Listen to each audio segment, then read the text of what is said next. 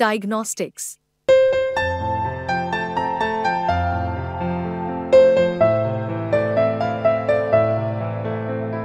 Agilus Diagnostics. नमस्कार, मी अभिजित करंडे. मुंबई तकमध्ये आपल्या सर्वांचं स्वागत आहे.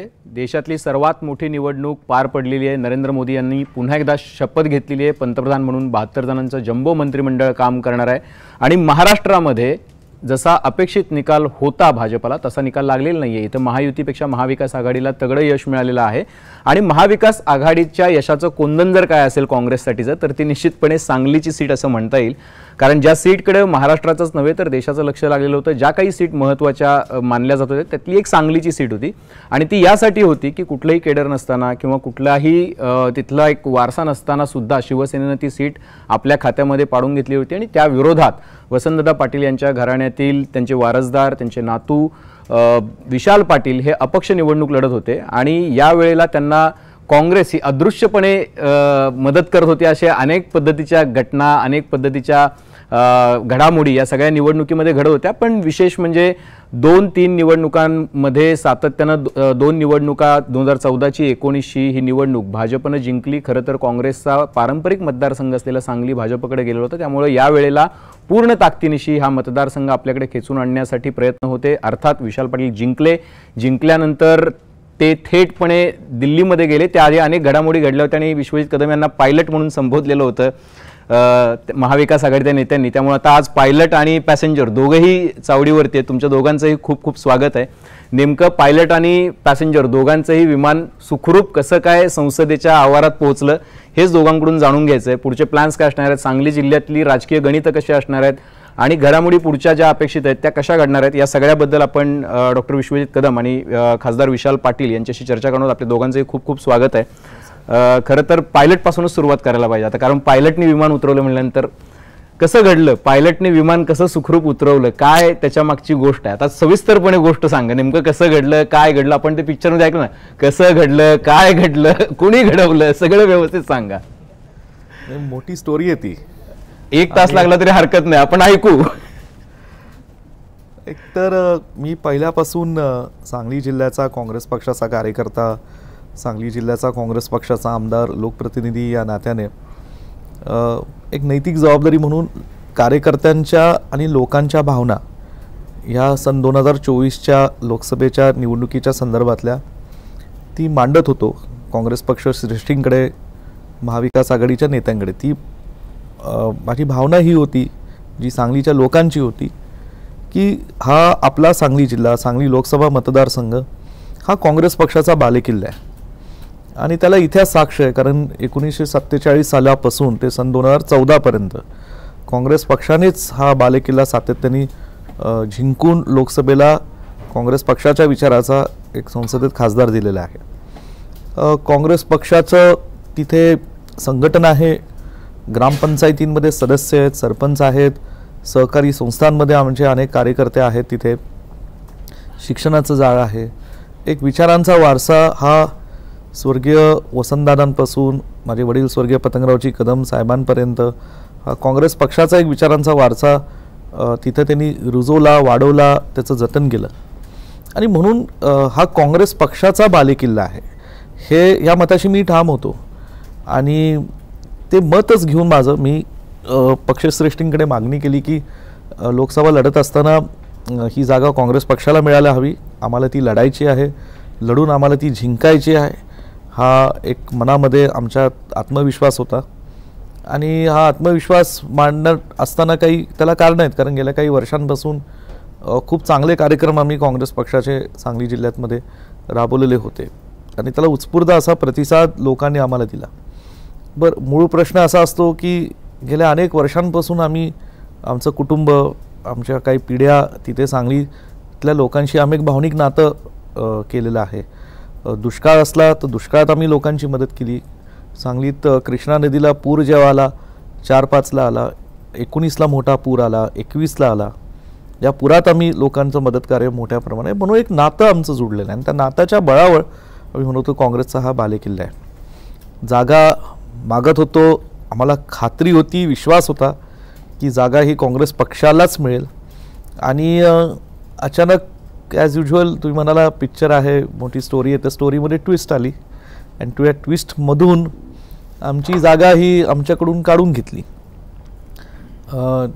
तो धक्का होता मोठा आणि त्यातूनच आम्ही काँग्रेस पक्षाच्या राज्यातल्या दिल्लीतल्या नेत्यांना सांगत होतो, महाविकास आघाडीच्या नेत्यांना मित्र पक्षाच्या नेत्यांना सांगत होतो, इथली परिस्थिती राजकीय वेगळी आहे. काँग्रेस पक्षाला पोषक वातावरण आहे, भाजपचा पराभव तिथे करायचा आहे.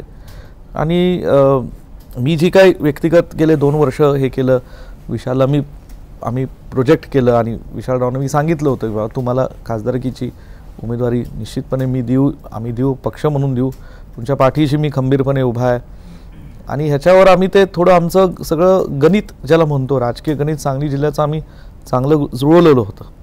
पण त्यात कुणीतरी काय म्हणजे कहाणीमध्ये ट्विस्ट आली आणि मग त्यातनं नाईलाजाने आपण सगळे पाहत होतो, महाराष्ट्र पाहत होता की मी सगळ्या तऱ्हेने प्रयत्न केले. मी म्हणजे कधी नागपूरला होतो, कधी दिल्लीत होतो, कधी मुंबईत होतो, प्रत्येकाचे दरवाजे लावून मी खटखट करत होतो की बाबा आमचं ऐकून घ्या, समजून घ्या आणि आम्हाला हे तिकीट द्या, आम्हाला लढायचं आहे, आम्हाला जिंकायचं आहे.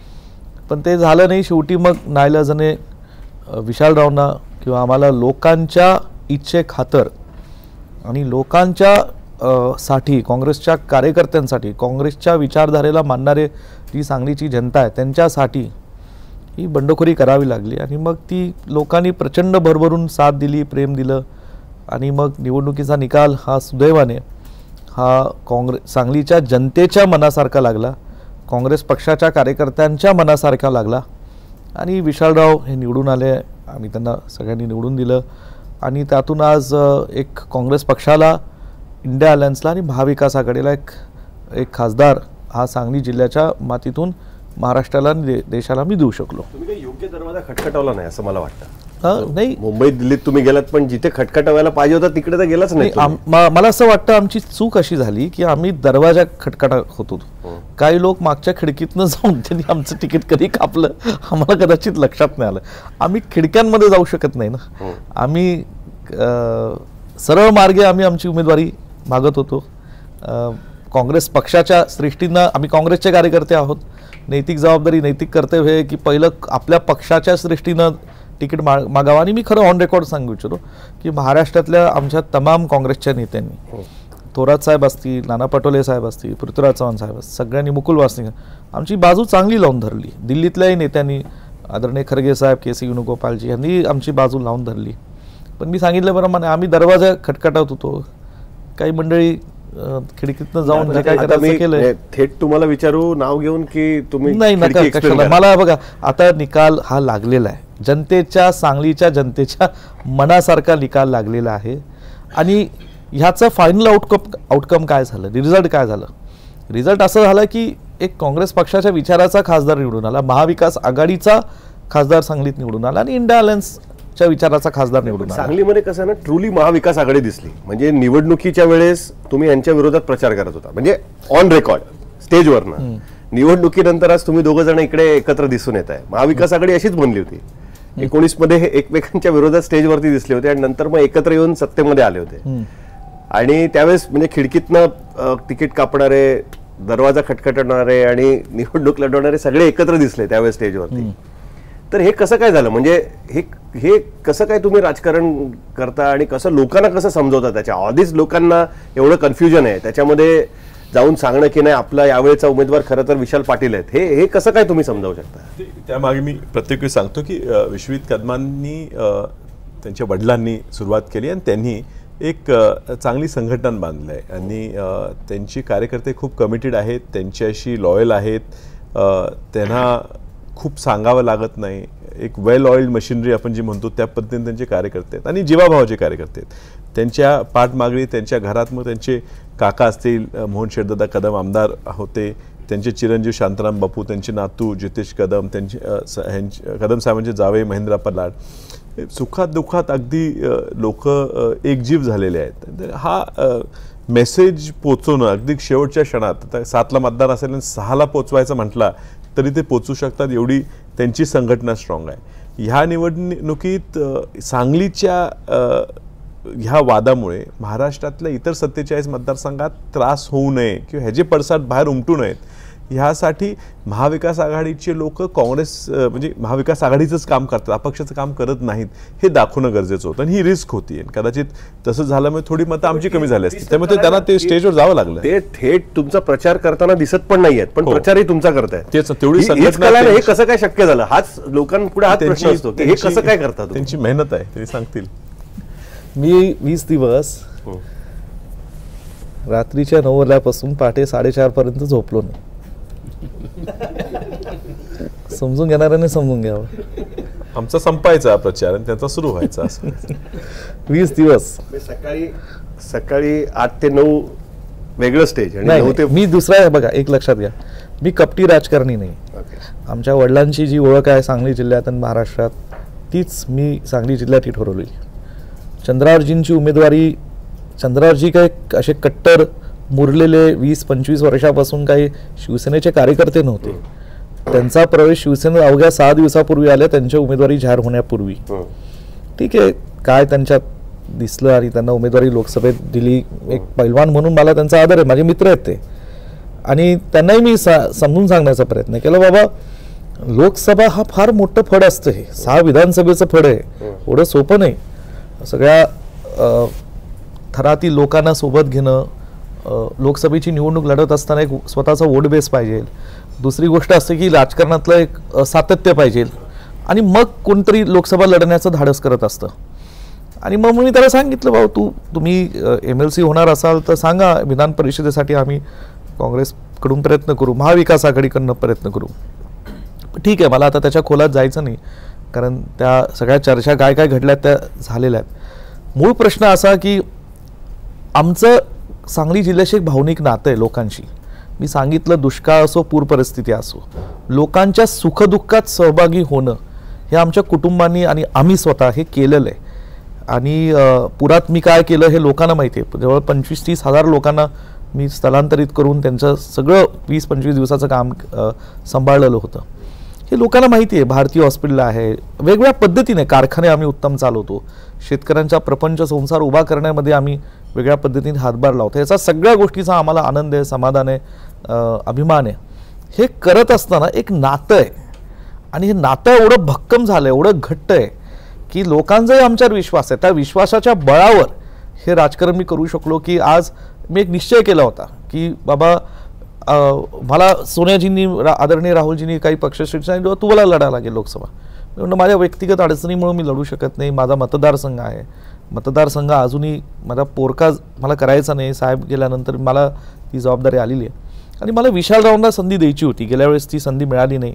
मी त्यांना शब्द दिला होता, दिलेला शब्द मला पाळायचा आहे. मी चंद्राला सांगितलं होतं, बाबा हे बघ मी प्रचार करेल पण मला माहिती आहे रिस्पॉन्स नसणार आहे, मी शरारेने तिकडे असेल पण माझं मन नाही म्हणणं, समजून घे. आणि मी त्याला सांगितलं होतं क्लिअर कट, चंद्राजींना मी तोंडावर सांगितलं होतं. मी त्यातल्या अडचणी काय आहेत हे सांगितलं होतं. महाविकास आघाडी कशाला एकत्र आली, इंडिया अलायन्स कशाला एकत्र आलं, आपल्याला भाजपचा पराभव करायचा होता. भाजपचा पराभव करणारा सांगली जिल्ह्यातला उमेदवार कोण होता? आमच्यासाठी विशाल पाटील होता. आणि म्हणून आम्ही सगळेजण ताकदीने एकत्र आलो आणि सर्व या ठिकाणी जे काय करायचं होतं, म्हणजे इथं काय कुणाला फसवलं आहे काय नाही, सगळ्या घटनाक्रम, सगळी वस्तुस्थिती, सगळं सत्य परिस्थिती ही वेळोवेळी मी काँग्रेस पक्ष आणि महाविकास आघाडी आणि मित्र पक्षाच्या सर्व नेत्यांना सांगत गेलेलो आहे. पण तरी उद्धव ठाकरेंना आज वाटतंच ना की फसवलं गेलंय. त्यांनी त्या दिवशी सेनाभवनच्या प्रेस कॉन्फरन्समध्येच त्या दिवशी ते बोलले ना की जे काही झालंय सांगलीमध्ये ते काही बरोबर नाही, म्हणून त्या संदर्भात नाराजी त्यांनी व्यक्त केलीच आहे. राऊत साहेब बोलले, मला वाटत नाही उद्धव ठाकरेंनी पण तुझी ते बघा, पहिलं तर आदरणीय उद्धव साहेबांबाबतीत आम्हाला मनापासून आदर आहे. आणि त्यांनी अशी भावना व्यक्त करणं हे शिवसेनेचे पक्षप्रमुख म्हणून हे स्वाभाविक आहे, म्हणजे त्यात ते नॅचरल आहे. कारण एक सीट 21 जागा त्या लढल्या, 21 मधली 1 जागा पडली. पण मूळ प्रश्न असा आहे की ज्या उर्वरित 20 आहेत त्यातल्याही 9 निवडून आल्या, 11 त्याही जागा पडलेल्या आहेत. सांगलीवर एवढा फोकस काय आम्हाला कळत नाही, पण ठीक आहे, आमच्यावर थोडंसं समज गैरसमज झाले असतील. मी एवढंच म्हणेल की जे काय घडलं हे सांगलीच्या लोकांच्या मनातली इच्छा होती ती आम्ही कृतीमध्ये आणली. ही लोकांच्या मनात होतं, सांगलीच्या जनतेला हे हवं होतं. हे काय व्यक्तिगत विश्वजित कदम एक मत देऊन विशाल पाटील निवडून आलेत का? किंवा माझ्या विधानसभेच्याच बळावर फक्त ते निवडून आलेत का? सांगली लोकसभेमध्ये आणि इतरही महाराष्ट्रातले लोकसभेमध्ये 6 विधानसभा मतदारसंघ आहेत जिथे विद्यमान खासदार होते, त्यांच्या विधानसभेतनं मताधिक्य आम्हाला मिळालेलं आहे. आणि मुळे हे जिल्ह्याचं एक टोटल तो उठाव झालेला होता, लोकांच्या मनातला तो उठाव होता. त्या उठावाला हा प्रतिसाद लोकांनी जनतेने दिलेला आहे. आणि हेच आम्ही सातत्याने सांगत होतो, समजून सांगत होतो. मी अत्यंत पोटतिडकीने सांगत होतो की आमचं म्हणणं समजून घ्या, म्हणणं ऐकून घ्या, तिथली वस्तुस्थिती जाणून घ्या. आपल्याला ज्या हेतूने आपण इलेक्शन लढतोय, भाजपचा पराभव, तो हेतू साध्य करायचा असेल तर हे आमचं हाताचा पंजा किंवा आमचा उमेदवार हा आम्हाला निश्चित करा, आम्ही 100% पराभव करतो. हा विश्वास मी सांगितला होता. आदरणीय उद्धव साहेबांच्या बाबतीत कुणी समज गैरसमज केले असतील तर निश्चितपणे आम्हाला त्यांची खंत आहे. मी एवढंच म्हणेल की उद्धव साहेब हे राज्याचे नेते आहेत, आम्हाला मनापासून त्यांचा आदर आहे. अत्यंत एक विचित्र महाराष्ट्राच्या विद्यमान राजकीय परिस्थितीत ते एक संघर्षाचं राजकारण करतात आणि त्यांनी आज 9 खासदार ही इंडिया अलायन्स आणि महाविकास आघाडी दिलं आहे, फार मोठी गोष्ट आहे. आणि अशा परिस्थितीत सुद्धा त्यांनी नेतृत्व करावं आमचं. मी आणि विशाल खरं तर ते आमच्या वडीलस्थानी आहेत. उद्धव ठाकरे साहेब नेते तर आहेतच, वडीलस्थानी आहेत. आम्ही त्यांच्या मुलासारखे आहोत. आता आम्हाला त्यांनी सांभाळून घ्यावं, आम्हाला आशीर्वाद द्यावा, एवढंच आमची त्यांना विनंती राहील. मुलांनी काही वडिलांचं ऐकलेलं दिसत नाही. नाही तसं नाही. शिवाजी महाराजांशी शाह महाराज असं म्हणतात, शहाजी महाराज जेव्हा आले होते आणि शहाजी महाराज आपले सॉरी ती कुठली आदिलशाही ह्याची बिजापूरची, तिकडं ते हे होते ना, सरदार होते आणि त्यांच्याही मनात वेगळं होतं. शिवाजी महाराजांनी शेवटी बंड केलाच ना, स्वराज्य केलाच.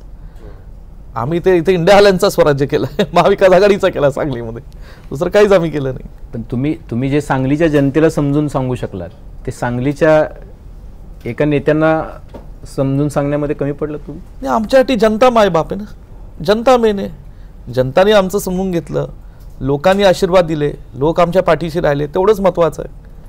तुम्ही काही वक्तव्य केली होती, ती वक्तव्य फार गाजली होती की मुंबईत तुम्ही वाघ असला तरी सांगलीत मी वाघ आहे.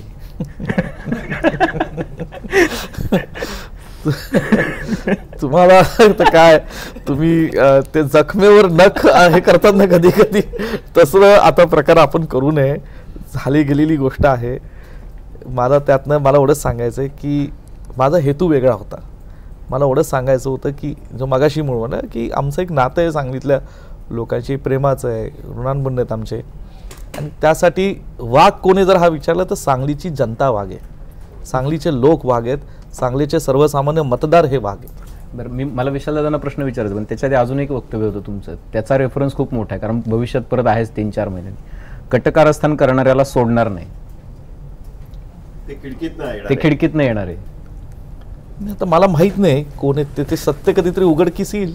तुम्ही जिल्ह्यात बघा, विशाल निवडून आलेच ना, जनतेने निवडून दिलंच त्यांना. जे कोण असतील, जिनी कुणी काय केलं असेल त्यांना सांगलीच्या लोकांनी उत्तर दिलेलं आहे. त्यात विश्वजित कदम तर छोटा माणूस आहे सांगलीच्या लोकांचा. पण ही खूप इंटरेस्टिंग गोष्ट आहे की जयंत पाटील पण, म्हणजे जसं तुम्ही म्हणताय तसं जयंत पाटील पण हेच म्हणत होते. त्यांना आम्ही विचारायचो कधी की कोण निवडून येईल, तर ते हेच म्हणायचे की संजय काका पडणार, मग चंद्रार निवडून येतील किंवा विशाल पाटील निवडून येतील. हा एकमेव मतदारसंघ असेल की जिकडे 2 जण निवडून येऊ शकतात महाराष्ट्रामध्ये अख्ख्या, असं एनसीपीचे लोक म्हणत होते, काँग्रेसचे लोक म्हणत होते की संजय काका पडणार, 2 पैकी 1 जण निवडून येईल. त्यांना पण तुमच्याबद्दल कॉन्फिडन्स कुठेतरी दिसायला लागला होता जयंत पाटलांना. त्यांनी हेही सांगितलं की त्यांचं लक्ष नव्हतं. त्यांनी लक्ष नाही दिल्याचा फायदा झाला तुम्हाला असं वाटतं तुम्हाला? त्यांनी लक्ष देऊनही आमचाच शेवटी फायदा झाला, तो ही चांगली गोष्ट आहे. तुम्हाला हे लोडेड स्टेटमेंट आहे खरं तर, की लक्ष देऊनही फायदा झाला. हे अभिजित नाही निश्चित लोडेड स्टेटमेंट आहे. पण मला विचारायचं की तुम्ही 2014ला पण लढलं होतं, त्यावेळेला तुम्हाला 19ला त्यावेळेला तुम्हाला पंजाबवर लढता आलं नाही. तुम्ही 2024ला लढलं, त्यावेळेला तुम्हाला पंजाबवर लढता आलं नाही. खरं तर तुमच्या जिल्ह्यामध्ये ज्या वेळेला राजकारण झालं, 2009 पासून खरं तर तुम्ही राजकारणात त्या पद्धतीने एंटर व्हायचा प्रयत्न करता, वेगवेगळ्या कारणांमुळे तुम्हाला ते स्पीड ब्रेकर येत गेले. यावेळेला तुम्हाला ज्यावेळेला तिकीट नाकारलं त्यावेळेला तुमची भावना काय होती? आणि जोपर्यंत तुम्ही फॉर्म भरत होता, तुम्ही अगदी ज्यावेळेला तुमचं चिन्ह घ्यायला गेलात कुठलं, त्यावेळेला तुम्हाला अपेक्षित चिन्ह सुद्धा म्हणजे मिळताना त्रास झाला, तुमचं नाव सुद्धा दुसऱ्या मशीनवर गेलं. तुमची भावना काय होती की जिल्ह्यातल्याच लोकांनी इतके अडसर निर्माण केले, नेत्यांनी अडसर निर्माण केले, तुम्हाला वाटलं होतं की या काय म्हणतो आपण यशापर्यंत आपण पोहोचू शकू, आपल्याला इथं पोहोचता येईल असा विश्वास होता तुम्हाला? आणि तो प्रवास कसा होता ऍक्च्युअली ते जाणून घ्यायचं की ह्या सगळ्यामध्ये तुमचं शेवटी असं की तुमचे भावनिक खूप चढ उतार असतात. नेता एकाच वेळेला खूप गोष्टी अर्थमॅटिक जरी मांडत असेल तरी केमिस्ट्री आणि स्वतःच्या आतमध्ये खूप बोलत असतो, तर ते काय होतं नेमकं? भाजपनी आमच्या जिल्ह्यात चांगलं पेनिट्रेशन केलेलं आहे. त्यांनी गेली 2 निवडणुका जिंकल्या, जिल्हा परिषदेत त्यांनी सत्ता काबीज केली, महापालिकेत त्यांनी सत्ता काबीज केली. तो सोपा पक्ष नव्हता. त्यांची पालकमंत्री भाजपची आहेत, सिटिंग शहर जो मोठं आहे जिथून मी स्थानिक आहे त्या शहरात त्यांनी मागच्या 2 निवडणुकात आघाडी घेतली. ते स्ट्रॉंग आर्थिकदृष्ट्या ताकदवर नेते आहेत. अशा मतदारसंघात भाजपचा पराभव करणं सोपं नव्हतं, पण आम्ही प्रयत्न करत होतो. बाळासाहेबांनी सांगितलं गेले 2-3 वर्ष त्यांनी मला प्रमोट केलं, आम्ही एक संघ आहे. लोकांना हे रुचलंही होतं की हे दोघं एक आहे. म्हणजे राग सुरुवातीला होता की दोघं भांडतात, यांच्या वडिलांनी एवढं एकत्र काम केलं, ह्या दोघांच्यात थोडा वाद दिसतो. जेव्हा मी एकत्र काम करू लागलो लोकांना रुचू लागलं, हे चांगलं आहे दोघं एकत्र काम करणं, तो रिस्पॉन्स दिसायला लागला. पण जेव्हा उमेदवारी मिळणार नाही हे जवळजवळ निश्चित झालं होतं. म्हणजे अर्ज भरायच्या आधी थोडं, अर्ज भरल्यानंतर माघारीच्या दिवशीपर्यंत, तोपर्यंत एक धर्मसंकट म्हणजे एक वैयक्तिक स्वार्थ किंवा जनतेचं ऐकायचं का हा विषय डोक्यात होता आणि तो खूप त्रास देत होता. एकीकडे महाविकास आघाडीने विश्वित कदमांवरती जबाबदारी दिली की विशालला थांबवायची जबाबदारी आता तुझी, तू एवढं उठून बसवलायस त्याला, आता त्याला घोड्यावर उतरवायचं काम तुझं. म्हणजे त्यांनी वरणार ते बाळासाहेबांना तो अडचण होती आणि त्यांना माझ्याकडे यावं लागलं आणि त्यांनी भांडून माझ्यासाठी, आणि मी त्यांचे आभार देतो आणि पक्षाचेही. म्हणजे मला पक्षाने वारावर, मी म्हणतो की माझं एकतर्फी प्रेम आहे, 1 साइडेड लव्ह स्टोरी आहे, पण पक्षाने माझ्यासाठी खूप केलं वरनं. म्हणजे पहिला तर त्यांच्या मीटिंगमध्ये माझं नाव फायनल केलेलं, आघाडी जागा मिळाली नाही, पण ती कमिटी तुमची जी असते ती स्क्रीनिंग कमिटी का CEC सेंट्रल इलेक्शन कमिटी, त्यात नाव फायनल झालं. नाही मिळत म्हटल्यावर राज्यसभा आम्ही आमच्या कोट्यातून देऊ असं राऊत साहेबांनी सांगितलं. म्हणजे त्यांनाही लक्षात आलं की हो कदाचित ह्या ठिकाणी थोडं आपण केलं आहे, पण आता मागे येतात नाही, चुकीचं काय नाही, ठाकरेंनी का मागे घ्यावं. त्यांनी ऑफर दिलं. मी म्हणलो मी त्यांच्याकडनं का घेऊ, त्याला काँग्रेसने म्हटलं आम्ही देतो. विश्वित कदम मागे लागले की बघ विशाल मिळते, म्हणजे जर एंड गोल दिल्लीतच जायचं असेल तर दिल्लीत जायला देतोय, दिल्लीत खासदारकी मिळणार आहे. आणि तोपर्यंत लोक खूप पुढे गेलेली, लोकांची मानसिकता होती की विशाल अर्ज भरला पाहिजे, अर्ज ठेवला पाहिजे, आणि तोपर्यंत भरलाही होता. मग होतं की आता हे मिळते पद, न प्रचार करता, न फिरता, पैसे न खर्च करता, लोकांपर्यंत न जाता खासदारकी मिळायला लागली, ती घ्यायची का सोडायची आणि ही रिस्क घ्यायची की चिन्ह माहीत नाही. तोपर्यंत त्या दिवशीच मला काही अधिकाऱ्यांनी सांगितलं की तुम्ही जे मागितलेले चिन्ह आहेत ते भाजपच्या लोकांनी, इतर लोक अर्ज भरून ते सगळे चिन्ह तुम्हाला मिळवण्याची व्यवस्था केलेली आहे. तुमच्या आधी नावं अशी भरलेली आहेत की त्या सगळ्यांची नावं तुमच्या वर असणार, तुमचं कदाचित 15-20 नंबरला नाव जाईल. ह्याही गोष्टी होत्या आणि ह्या मनात त्या होत्या. पण पुन्हा तोच चेहरा यायचा की आपण लोकांसाठीच ही निवडणूक लढवतोय. मग भीती होती की पराभव झाला तर सगळंच गेलं, म्हणजे मिळणारी राज्यसभा पण गेली आणि ही पण गेली. ते थोडे 2-4 तास टेन्शनचे होते, पण ते केलं धाडस. तुम्ही घोड्यावरून उतरवायला खरंच मदत केली का? नाही, हे बघा माझा, तुम्ही लगाम सोडून दिला, प्रामाणिक प्रयत्न केला. माझा विशाल रावांचं नुकसान होऊ नये मी शब्द दिला होता, आणि आमच्या कुटुंबाचे संस्कार म्हणा, व्यक्तिगत माझ्यासाठी म्हणा, शब्द देणं आणि तो पाळणं महत्त्वाचं आहे. मी शब्द दिला होता खासदार करू तुम्हाला. पण ज्याही अचानक ही जी कहाणी में ट्विस्ट आली, अद्भुत अशी परिस्थिती निर्माण झाली, मी दिल्लीत बोललो. आदरणीय सोनियाजी गांधी, आदरणीय राहुलजी, काय त्यांचा माझ्या रिजीव म्हणा, ते म्हणाले वा ठीक आहे विश्वजित, राज्यसभेचा तुला शब्द द्यायचा देऊन टाक, पक्ष म्हणून आम्ही त्याचं पालन करू. आणि मी शेवटी मला थोडी काळजी वाटली, बाबा अपक्ष विधानसभा लढणं, अपक्ष महानगरपालिका लढणं हे वेगळं असतं, अपक्ष लोकसभा लढणं. आणि ठीक आहे मी उठाव केला, लोकांनी प्रतिसाद दिला, पण अपक्ष प्रत्यक्ष निवडणुकीतही बरेच बदल होत असतात. तर तुम्ही सगळे पत्रकार मंडळी असतात, निवडणुकीचं 1 महिन्याचं वारं, निवडणुकीचं 10 दिवसाचं वारं, निवडणुकीच्या आदल्या 2 दिवसातलं वारं, यात बराच बदल होत असतो. म्हणून मला काळजी वाटत होती वा लढून पराभव नको, मग ते परत काँग्रेसचं खच्चीकरण, त्यांचं खच्चीकरण होऊ नये. मग मी त्याला चांगल्या हेतूने भेटलो, समजून सांगितलं बाबा आपल्याला ही रिस्क घ्यावी लागेल, यात अनेक काँग्रेस कार्यकर्ते अडचणीत येऊन मी अडचणीत येईल म्हणलं, महाविकास आघाडी धर्म पाळावं लागेल, ते आपली नैतिक जबाबदारी आहे महाविकास आघाडी धर्म, व राज्यसभेची ऑफर आहे. म्हणजे चांगल्या हेतूने हे प्रयत्न झाले, हे काय याच्या कुठला काही चुकीचा हेतू नव्हता, पण लोकांमधनं एवढा उठाव झाला होता, त्या उठावाला शेवटी आम्हाला किंवा विशालरावना प्रतिसाद द्यावाच लागला, त्यात काही दुमत नव्हतं. सगळ्यात आधी तर जो गुलाल तुमच्या सगळ्या चेहऱ्यावर अंगावर दिसतोय, विजयाचा गुलाल अजूनही निघत नाही आहे का तुम्ही काढलेला नाही आहे? तो निघत नाही, तो कदाचित निसर्गाची ती इच्छा असेल की आमच्यावर गुलाल कायमचा राहावा. लोकांनी खूप प्रेम दिलेलं आहे आणि आता आम्ही ठरवलंय आता हा गुलाल हा निघोस तोपर्यंत पुढच्या गुलालाची तयारी केली पाहिजे. आणि हा एवढा उत्साह लोकांच्यात होता. का उद्धव ठाकरेंना भेटण्यासाठी थांबलाय, हा गुलाल दाखवायचा त्यांना? नाही, उद्धवजींना निश्चित भेटायचं आहे आणि भेटलंही हे पाहिजे. आणि आम्ही माझ्यामुळे म्हणजे शेवटी मी त्यांना समजून तेच सांगणार आहे की ही माझ्या पक्षाच्या अस्तित्वाची, माझ्या घराच्या अस्तित्वाची, माझ्या अस्तित्वाची लढाई होती, ती मला लढावी लागली. आणि त्यात विश्वित कदमांनी स्वाभाविक प्रयत्न केला की महाविकास आघाडीचा इथं विजय व्हावा, पण शेवटी परिस्थिती पाहता भाजपला पराभूत करणं ही प्राथमिकता होती आणि ते करण्यासाठी जे काय करावं लागलं ते आम्हाला त्यावेळेस करावं लागलं. ते केल्यामुळे कुठे ह्या आघाडीत बिघाडी किंवा कटुता निर्माण झाली असेल ते, आणि तो आमचा दोष असेल तर आम्ही क्षमा स्वतः जाऊन मागणार आहे. ते सांगितलं, वडीलधारी आहेत आणि एक पक्ष प्रमुख म्हणून त्यांची भूमिका जी आहे ती काय चुकीची मला वाटत नाही.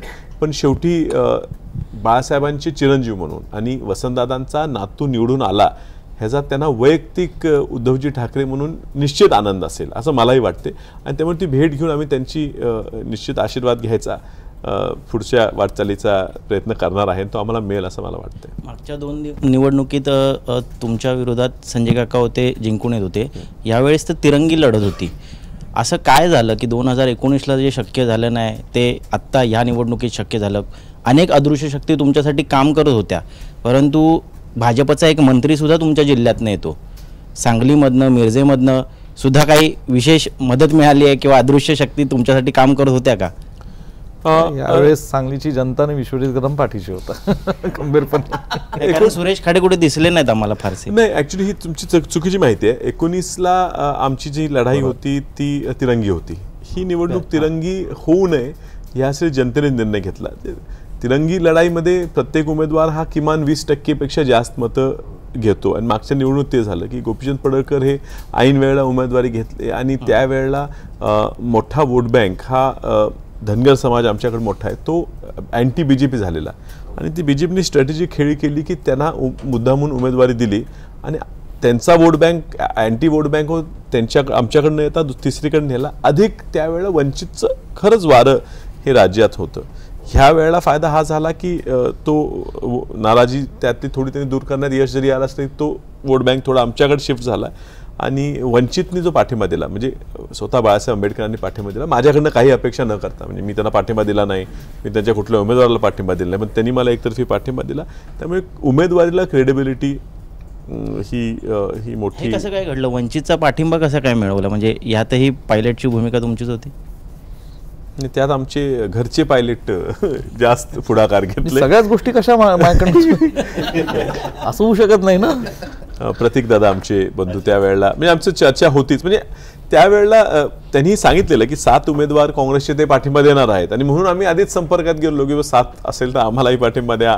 कारण एक 7 उमेदवार त्यावेळेला भाजपचे वंचितमुळे निवडून आले होते आणि त्यामुळे त्यांनी ते आकडा काढलेला म्हणून आम्ही संपर्कमध्ये होतो आणि क्रेडेन्शियल्स दाखवले. आम्ही पटवून सांगू शकलो की आम्ही भाजपकडे नाही आहे आणि तो फायदा झाला. माझा दोघांनाही प्रश्न आहे. सर्वप्रथम विशाल पाटील यांना प्रश्न आहे, सांगलीच्या लढाईनं तुम्हाला काय शिकवलं? कष्टाला पर्याय नाही शिकवलेला आहे. ठीक आहे, कारण 19ला आम्ही लढलो आणि त्यावेळेला आम्ही लोकांपर्यंत पोचलो नव्हतो. आमच्यात ही कटुता होती आणि ती जनतेला दिसत होती. तर एकी ही महत्त्वाची आहे. लोकांना प्रामाणिकपणा आवडतो, लोकांना संपर्क पाहिजे. एखादं काम झालं नाही तरी चालेल पण लोकांना हे आवडते की तुम्ही संपर्कात येता, सुखात दुःखात येता. खूप लोकांच्या अपेक्षा नसतात. लोकांना चांगली लोक पाहिजेत, लोकांना आपण आयडिओलॉजीशी ठाम राहिलं पाहिजे, हे पाहिजे. लोक समजली. कदाचित सुरुवातीला एक डिसएडव्हान्टेज हे जे आम्ही घराणेशाही म्हणतो, म्हणजे आम्ही कुठल्या एका घराण्यात येते एक ॲडव्हान्टेज असतो की राजकारण आहे, कार्यकर्ते आहे ते मिळतात, आणि डिसएडव्हान्टेज असतो की कदाचित आपल्याला कंप्लेसन्सी येते, आपण गृहीत धरायला लागतो की मी ह्यांचा मुलगा आहे, मी ह्याचा नातू आहे, मग मला लोक सोबत नेणारच आहेत. आणि जसं वय वाढेल तसं ती जाणीव होते की तुमच्याकडनं अपेक्षा आहेत लोकांच्या, आणि त्या तुम्ही नाही पूर्ण केल्या तर कोणीही तुम्हाला वाचवू शकत नाही. आणि ते शिकायला मिळालं ह्या निवडणुकीत लोकांपर्यंत जाऊन, आणि तो चांगला. तुम्हाला पण आहे विश्वजित कदम यांनी? नाही, आता त्यांनी फार विस्तारित उत्तर दिलं, त्या माझ्याही भावना आहेत. पण मी एक शिकलो, कारण मला आता 20-22 वर्ष मी सांगलीत युथ काँग्रेसचा अध्यक्ष होतो, पुण्याची लोकसभा केली, माझ्या चुलते मोहनदारांची इलेक्शन केली. एक ह्या निवडणुकीत असं शिकलो, कष्ट केल्यानंतर, जीव ओतून मेहनत केल्यानंतर सुद्धा जर काही मिळालं नाही तर ते ताकदीने खेचून आणलं पाहिजे, हे मी शिकलो. तुमचा उठावा निवडणूक झाल्यानंतर दिसला झाला, आणि ते खेचून आणलं आम्ही.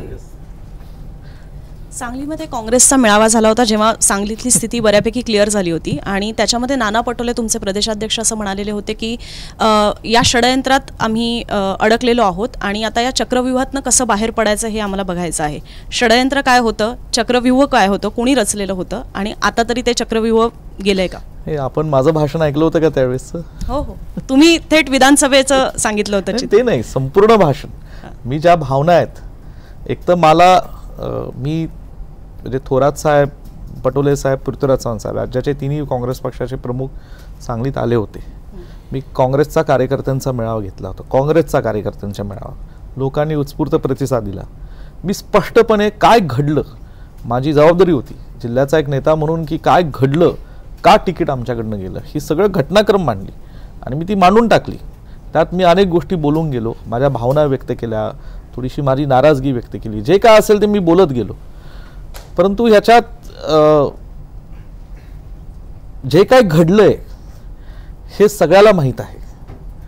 आता ते कुणी घडवलं, ते कशासाठी घडवलं, त्या घडवण्यामध्ये विशालला जिल्ह्यामध्ये रोखायचं का विश्वजित कदमांना राज्याच्या राजकारणात रोखायचं? कारण माझी पहिली निवडणूक जी विधानसभेची लढलो ती महाराष्ट्राच्या इतिहासातला विधानसभेतला मी पहिला बिनविरोध आमदार झालो. ती आमची पन्याई असेल, वडिलांची किंवा माझ्या पलूसकडे गावच्या सर्वसामान्य लोकांचे आशीर्वाद असतील. दुसरी निवडणूक मी 1,62,000 मताधिक्याने जिंकलो, आणि लगेच मला आदरणीय श्रीमती सोनियाजी गांधी, आदरणीय राहुलजी गांधी, कारण मी 2दा युथ काँग्रेसचा महाराष्ट्राचा अध्यक्ष होतो, हे सगळं पाहून मला त्यांनी राज्यात एक तरुण मंत्री म्हणून काम करण्याची संधी. मग कदाचित काही लोकांना वाटलं असेल हा राज्यात आता थोडं वरच चाललेलं आहे, म्हणून हे तिकीटच कापा, हे तिकीटच सांगली जिल्ह्याला देऊ नका. हे जे काही हे कुठेतरी घडलं ना, असं कसं घडू शकतं जेव्हा आमचं सहकारात तिथे योगदान आहे, शिक्षणात योगदान आहे. आज ग्रामपंचायत स्तरापासून मगाशी सांगितलं सगळ्या संस्थांमध्ये आमचे कार्यकर्ते आहेत. मग सांगलीला 2 आमदार आहेत, मी तिथं विक्रम सावंत आहेत, सुमन वहिनी स्वर्गीय RR पाटील साहेबांच्या पत्नी, म्हणजे 3 आमदार आहेत काँग्रेस आणि राष्ट्रवादीचे. आणि म्हणून हे काहीतरी घडलं, त्या भावना मी त्या दिवशी व्यक्त केल्या. आता तो विषय संपलेला आहे, इतिहास विषय, एक दिवशी सत्य उघडकीस येईल, एवढंच मला म्हणायचं. तुमच्या मतदारसंघामध्ये खरं तर 3 पाटलांची चर्चा होती, पण एक चौथे पाटील सुद्धा होते खरं तर. आणि तुमचे प्रतिस्पर्धी संजय काका पाटील यांनी निवडणुकीनंतर म्हणजे मतदानानंतर एक पत्रकार परिषदेत असं म्हटलेलं होतं की कपटी मित्रापेक्षा दिलदार शत्रू कामी आला. तर हा कोण आहे दिलदार शत्रू? नाही, तो त्यांचा दिलदार शत्रू हा जगाला माहिती आहे, आणि तो आजचा नाही आहे, तो खूप वर्षापासून आहे. आणि मला वाटतं संजय काकांची आमच्या जिल्ह्यात एंट्री, आणि खास करून भाजप ह्या पक्षाची आमच्या जिल्ह्यात एंट्री जी झाली ती त्यांच्या त्या दिलदार शत्रूमुळेच झालेली आहे. ह्या भाजपला सांगलीत जाणून बुजून वाढवण्याचं काम, आमच्या विरुद्ध शक्ती देऊन काँग्रेसचं खच्चीकरण करण्याचं काम त्यांनी वर्षानुवर्ष केलेलं आहे. आमचा स्वभाव नव्हता, की कदाचित आमच्या वडिलांचा स्वभाव नव्हता कुणाला तरी आपल्याच आघाडीच्या माणसाला पाडणं किंवा त्याला त्रास देणं, म्हणून आमच्याकडनं असं रेसिप्रोकेट कधी झालं नाही. आम्ही जाऊन त्यांच्यात तसं कधी केलं नाही, आणि आमच्यातही तसे संस्कार नाही आहेत. कधी कधी वाटते दुसऱ्या कुणाकडून संस्कार शिकावेत, पण ते आमचेही संस्कार नाही आहेत की कुणाचा तरी राग किंवा बदला घ्यावा, ती भावना आमच्यात नाही आहे. आणि असं करताना भाजपसारख्या शक्तीला मोठं करणं हे आमच्याकडनं घडलं नाही, पण ते आमच्या मतदारसंघात घडलंय आणि ते नाव मला घ्यायची गरज नाही, कारण आमच्या मतदारसंघातल्या तुम्ही लहान मुलाला जरी विचारला तर तोही तुम्हाला सांगेल की हे षडयंत्र कुणी रचलं होतं. आपण खूप सगळे कोड्यात बोलतोय. आपण म्हणून जरा मी चौथे पाटील असा उल्लेख केला. आता ज्याला समजायचं तो समजू शकतो. आपण खूप कोड्यात बोलतोय. लोकांना हा इतिहास माहिती आहे की वसंतदादा आणि राजाराम बापू असा हा एक इतिहास राहिलेला आहे सांगली जिल्ह्याचा. इंटरनल काँग्रेसचा इतिहास राहिला आहे. विकासाची स्पर्धा होती आणि ती खरं म्हणजे तुम्ही विचार करा की राजाराम बापूंचं निधन जेव्हा झालं त्यावेळी त्यांच्या कारखान्याची निवडणूक लागली होती. त्या निवडणुकीत त्यांचं पूर्ण गट हा त्यांच्या विरोधात गेला होता. वसंतदादा म्हणतील तेच त्या कारखान्याचं नेतृत्व करून ताब्यात घेऊ शकले असते आणि ती पोझिशन ऑफ पॉवर होती त्यावेळेला की वसंतदादा म्हणतील ते त्यावेळेला तिथं पुढचे आमदार किंवा हे झाले असते. पण वसंतदादांनी मोठेपणा दाखवला की माझा वाद हा त्या व्यक्तीबरोबर होता आणि तो राजकीय होता. ते वारलेले आहेत आणि वाद इथंच संपलेला आहे. या उलट आमचे वडील वारले, आमची ज्या वेळेला पोटनिवडणूक लागली त्यावेळेला काही लोक तो जुना इतिहास विसरून आमच्या विरोधात ताकदीनं कामाला लागले. हे त्यांचा स्वभाव वेगळा असेल. मी याच्यावर एक वाक्य बोलू का? बोला. आम्ही जिंकलो, जनतेने आशीर्वाद दिला, साथ दिली, आम्ही जिंकलो. या कारणामुळेच दिली. मग आता कुणी काय केलं ह्याच्याशी आम्हाला आता घेणं देणंच नाही. जनतेने त्याला उत्तर दिलं ना. सांगलीच्या लोकांनी घेतलं, सांगलीच्या लोकांनी निवडणूक हाती घेतली आणि त्याला उत्तर दिलं, संपला विषय आमच्या. याचं कारण आहे कारण त्याच पाटलांच्या पक्षातले आणि तुमचे जवळचे मित्र रोहित पवार यांनी सुद्धा म्हटलेलं होतं की आपल्यातले काही जण असे आहेत जे समोरच्याला मदत करतायत. असं पक्षात काय चालतं त्याच्यावर आम्ही कशाला बोलावं? त्यांच्या भावना तुमच्या आणि त्यांच्या भावना सारख्या दिसतात. कदाचित सिमिलर असतील, खरंही असेल. तुम्ही आणि विशाल दादा आता एक मेळावा घेणार आहेत इस्लामपूरमध्ये. येणार नाही, आम्ही सांगलीत घेणार, सांगली जिल्ह्याच्या प्रत्येक भागात घेणार. तुम्ही प्रत्येक भागात घेणार आहेत त्यावेळेला तिथं पण मेळावा घेणार आहेत. तर ते कट्टप्पा शोधणार आहेत अशी पोस्टर्स तिकडे सांगलीमध्ये कट्टप्पाचा शोध घेणार आहेत तुम्ही. असले काही पोस्टर आम्ही पाहिले नाही. मला माझ्या माहितीला असं काही पोस्टर नाही आहेत. पण एक नक्की आहे की काँग्रेसला पोषक वातावरण आहे, महाविकास आघाडीला आहे आणि येणाऱ्या 4 महिन्यात इलेक्शनला आम्हाला एकत्रित सामोरे जायचं आहे. आणि ते सामोरे जात असताना निश्चितपणे राज्यातले काँग्रेस पक्षाचे, महाविकास आघाडीचे जेवढे नेतेगण आहेत त्यांचा मान सन्मान राखून, कुणी असो, आमच्या जिल्ह्यातले एका स्थानिक पक्षाचे नेते महाराष्ट्र लेवलवर काम करतात, सगळ्यांचा मान सन्मान राखून जर प्रामाणिकपणे महाविकास आघाडीचा म्हणजे विधानसभेसाठी सीट वाटप करून त्या विधानसभेत ज्या पक्षाला ती सीट जाईल तिथे जर सगळ्यांनी काम केलं तर येणाऱ्या महाराष्ट्रात नक्की यश मिळेल असं माझं मन सांगतं. आणि म्हणून या ठिकाणी आता आम्ही त्या दृष्टीने विधानसभेला काँग्रेस पक्षाला प्राधान्याने आणि दुसरं महाविकास आघाडीला यश मिळेल या दृष्टीने आम्ही काम करणार आहोत. पण प्रत्येक विधानसभेत जर आम्हाला मेळावे घ्यावे लागले तर घेऊ आम्ही. पक्षवाढीसाठी काम करणं काही चुकीचं नाही. म्हणजे आम्ही ते कट्टप्पाचा शोध जी चर्चा चालू आहे सांगलीत, कुणाला ते कट्टप्पा म्हणणं म्हणजे त्यांची प्रशंसा करणं. कट्टप्पा तर तुम्ही जर पूर्ण पिक्चर बघितलं तर त्याला धर्म संकटात होता. मला वाटत नाही हे धर्म संकटात झालेलं आहे. पण दादा तुम्ही मुंबई तकच्या मुलाखतीत त्याही वेळेला आणि आत्ता सुद्धा तुमच्या बोलण्यात आलं की एकतर्फी प्रेम आहे काँग्रेसचं. तर आता तरी असं वाटतंय का की काँग्रेसचं पण तुमच्यावर प्रेम आहे, दोन्ही बाजूने हे प्रेम आहे असं तुम्हाला वाटतं का? आणि खास करून तुम्ही सोनिया गांधींची भेट घेतली, खरगेंची भेट घेतली, काय तुमचं त्यांच्यासोबत बोलणं झालं, त्यांनी तुम्हाला कशी शाबासकी दिली? नाही, आम्ही दोघंही एकत्र गेलो होतो आणि तिथं गेल्या जो आमचं स्वागत झालं जे त्यांनी त्यांच्या चेहऱ्यावर दिसत होतं. कारण आमचा इतिहास आहे आमच्या कुटुंबाचा थोडा वादाचा, लहानसा बाचाबाचीचा.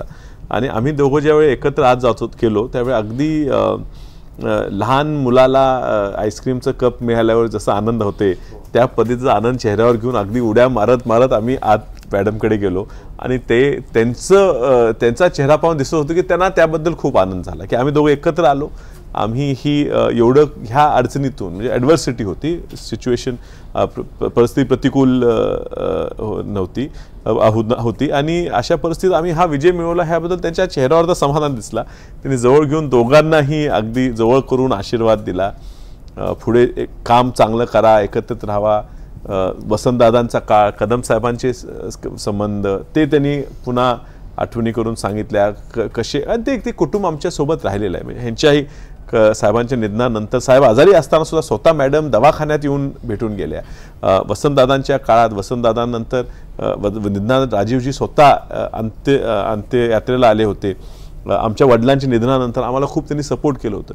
तर आमच्या कुटुंबियावर त्यांचं खूप प्रेम आहे. मी माझं त्या निवडणुकीत मला वैयक्तिक वाटत होतं की मला अजून काही दिलेलं नाही, पण अजून खूप वेळ आहे. मला हे वाटते की हे पक्ष आमच्या कुटुंबियाला सांभाळून घेते आणि म्हणून कुठलाही विचार न करता तो पाठिंबा देत असताना बिनशर्त दिलेला आहे. अपक्ष जरी असलो तरी त्या विचाराचा आहे आणि त्या विचारामुळेच काँग्रेसच्या लोकांनीच मतदान केलं म्हणून मी निवडून आलो.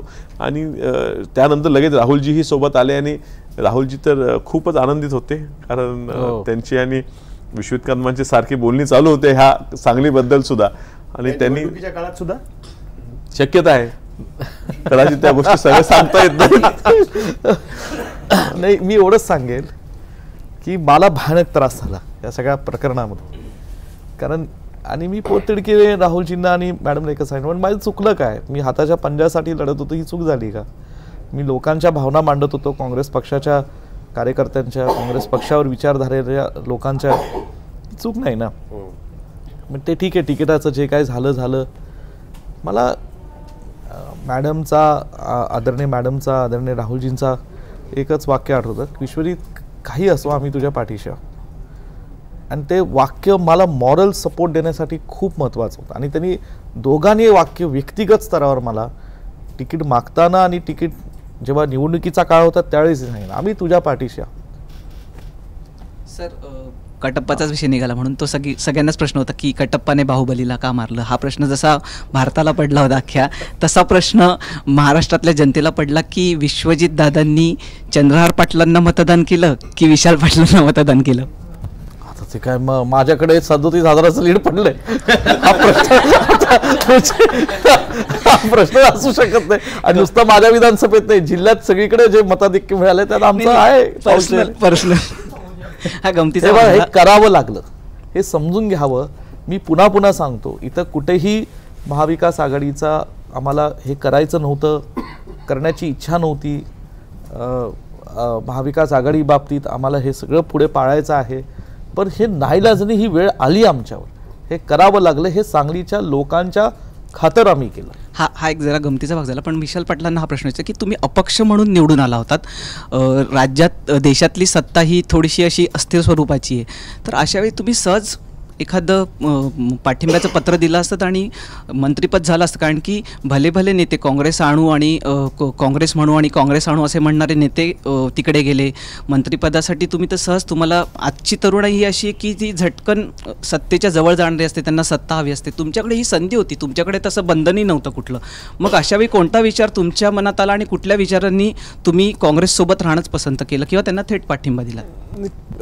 कुठलाच विचार मनात, दुसरा विचारच येत नाही मनात. संस्कार जे आहेत, वसंतदादांनी हे देश स्वातंत्र्य करायसाठी लढा दिला. मी माझ्या भाषणात ही बोललो होतो आणि कदाचित तो मुद्दा महत्त्वाचा की वसंतदादा हे खूप लहानपणी अनाथ झाले होते. दोन्ही आई वडील वारले होते, तेव्हा त्यांचं 2 वर्षही वय नव्हतं. त्यांची राजकीय सुरुवात किंवा कामाची सुरुवात ही काँग्रेसमुळे झाली. त्यांना काँग्रेस सापडलं, काँग्रेसने त्यांना ओळखलं, त्या काँग्रेसच्या विचारात ते पूर्णपणे अगदी 13-14 वर्षाचे असताना त्यात वाहून गेले. आणि त्यातनं त्यांनी ठरवलं की हा पक्ष आपण धरायचा आहे आणि या पक्षामुळेच आपल्याला स्वातंत्र्य मिळू शकेल आणि ह्या देशाला पुढे नेऊ शकतो, ह्या देशाला सुरक्षित ठेवू शकतो तो काँग्रेस पक्ष. ही विचारधारा खूप लहानपणापासून आमच्यात आहे. आम्हाला पक्षात राहण्यासाठी अँटी डिफेक्शन ॲक्टची बंधनं लागत नाहीत, आम्हाला आमच्या संस्काराची बंधनं आहेत. त्यामुळे मी चिन्हावर आलोय का कसं आलोय हे मला फरक पडत नाही. म्हणजे मी आयडिओलॉजीने बांधलेलो आहे, मी त्या अँटी डिफेक्शन ॲक्टनी बांधलेलो नाही. कदाचित पक्षातनं चिन्हावर निवडून आलेला एखादा दिवस फुटेल, पण आम्ही का फुटावं? आणि स्वार्थ नाही ना, खूप दिले पक्षाने. म्हणजे वडील आजोबा 4 वेळा मुख्यमंत्री राहिले, ते काँग्रेस पक्षाचे राहिलेत. म्हणजे वडील 5 वेळा राहिलेत. प्रतीकदादा 2दा खासदार झाले, त्यांना मंत्रिपद दिले, काँग्रेस पक्षाने दिले. त्यावेळ काय मी जाऊ शकत होतो म्हणून ब्लॅकमेल केलो आणि मला काय मिळालं त्यांना काय मिळालं असं झालेलं नाहीये. त्यामुळे ते विचारही मनात आला नाही, कधी चर्चेतही आला नाही. आणि बाळासाहेब आम्ही त्या एका विचाराने त्याला सोडतोय. मी सोडू शकतो का? ते त्याला सांगितलं होतं काँग्रेस पक्षाची मतं आहेत, आमची मतं आहेत म्हणून जायचं नाही. आणि तरी पहिल्या दिवसापासून विशालचं आमचं सगळ्यांचं ठरलं होतं काही होऊ दे. बघा निवडणुकीत काही होऊ शकते, जीत होता पराजय होता, आम्ही ठरवलं होतं काही होईल पण काँग्रेस पक्षामध्ये त्रास आहे, त्यांनाही आहे, त्यांच्या कुटुंबात आहे, आमच्या कुटुंबात आहे.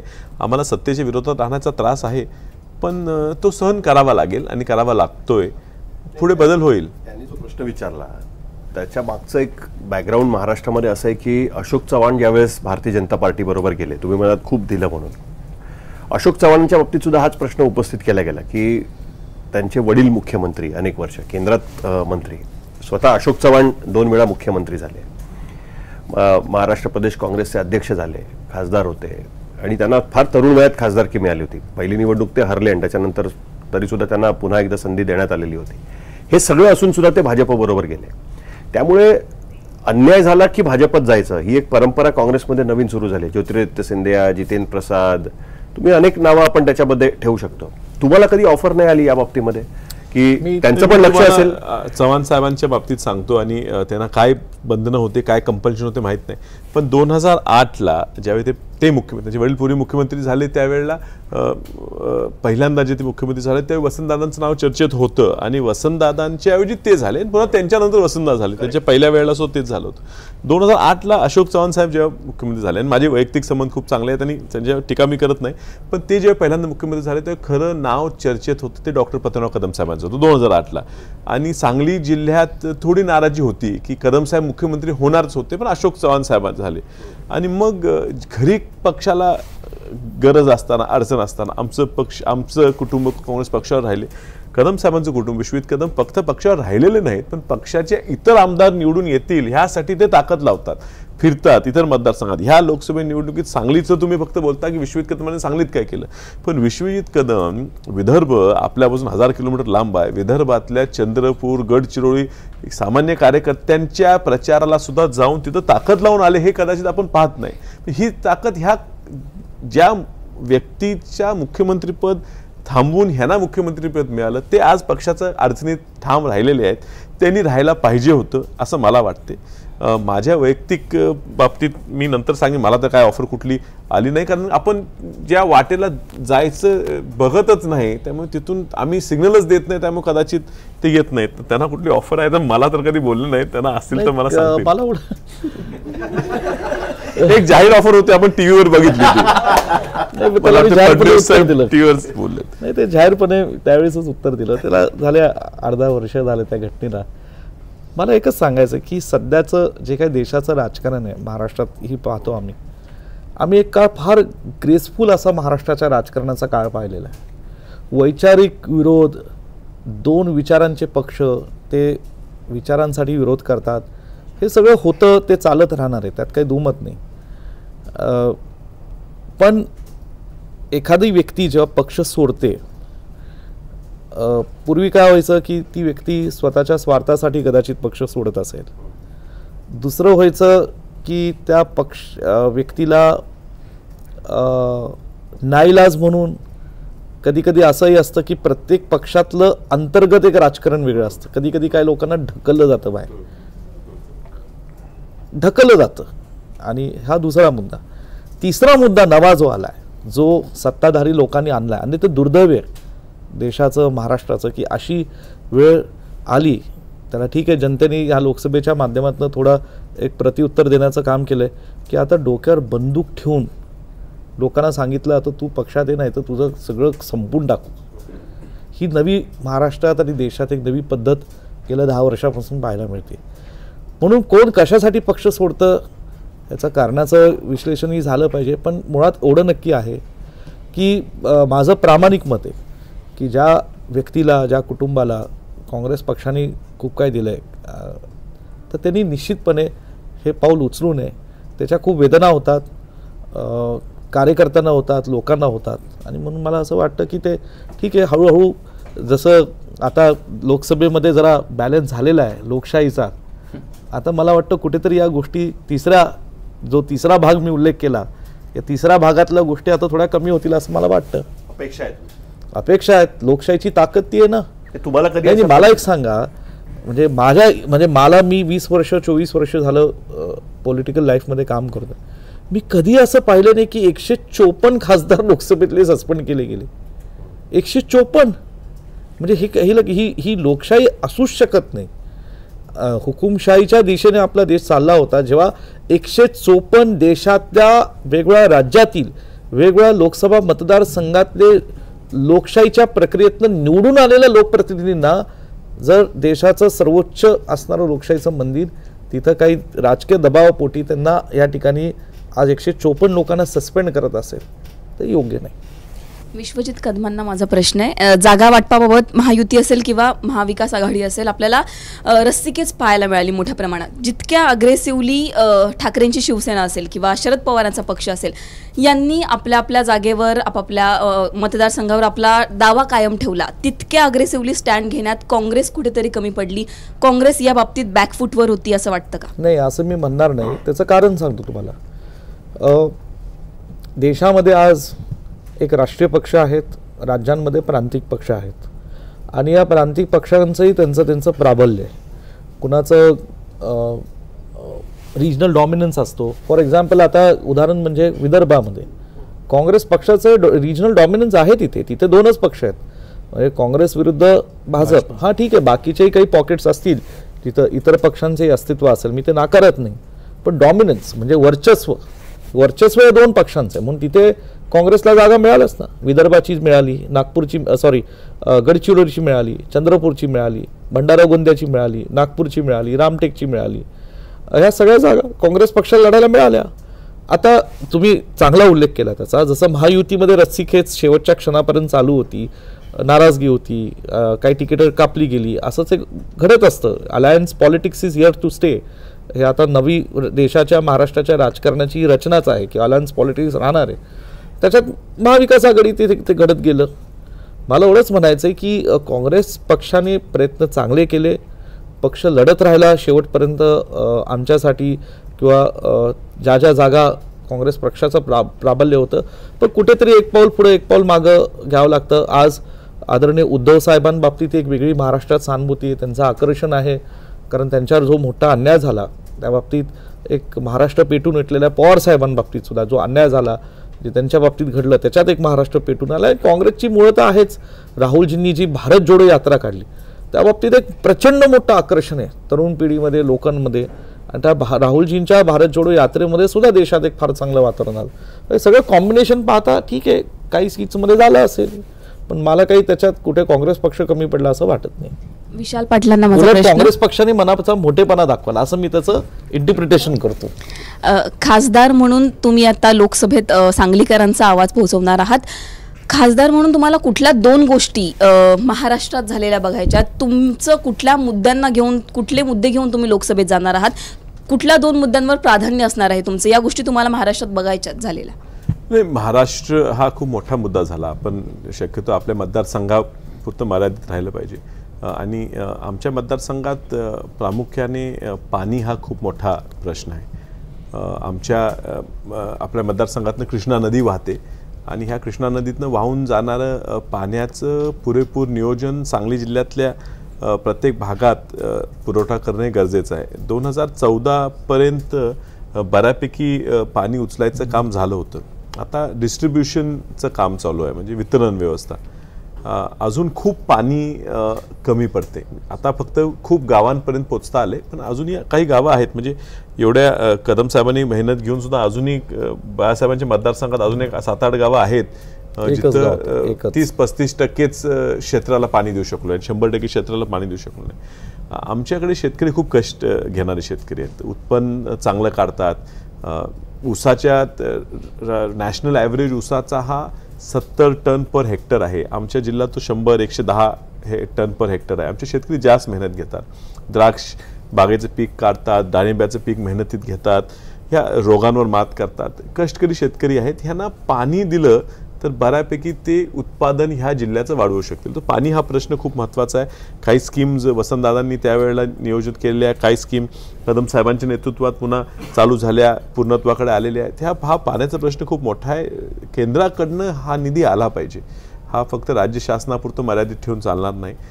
तो एक खूप मोठा प्रश्न मला मांडावा लागणार आहे, त्याला मार्ग काढून घ्यावं लागणार आहे. आणि सांगलीचं शहरीकरण खूप वाढायला लागले. लोकांकडे ह्या शेती उत्पन्नामुळे पैसे येतात, त्यांच्या शिक्षणासाठी ते शहराकडे यायचा प्रयत्न करतात.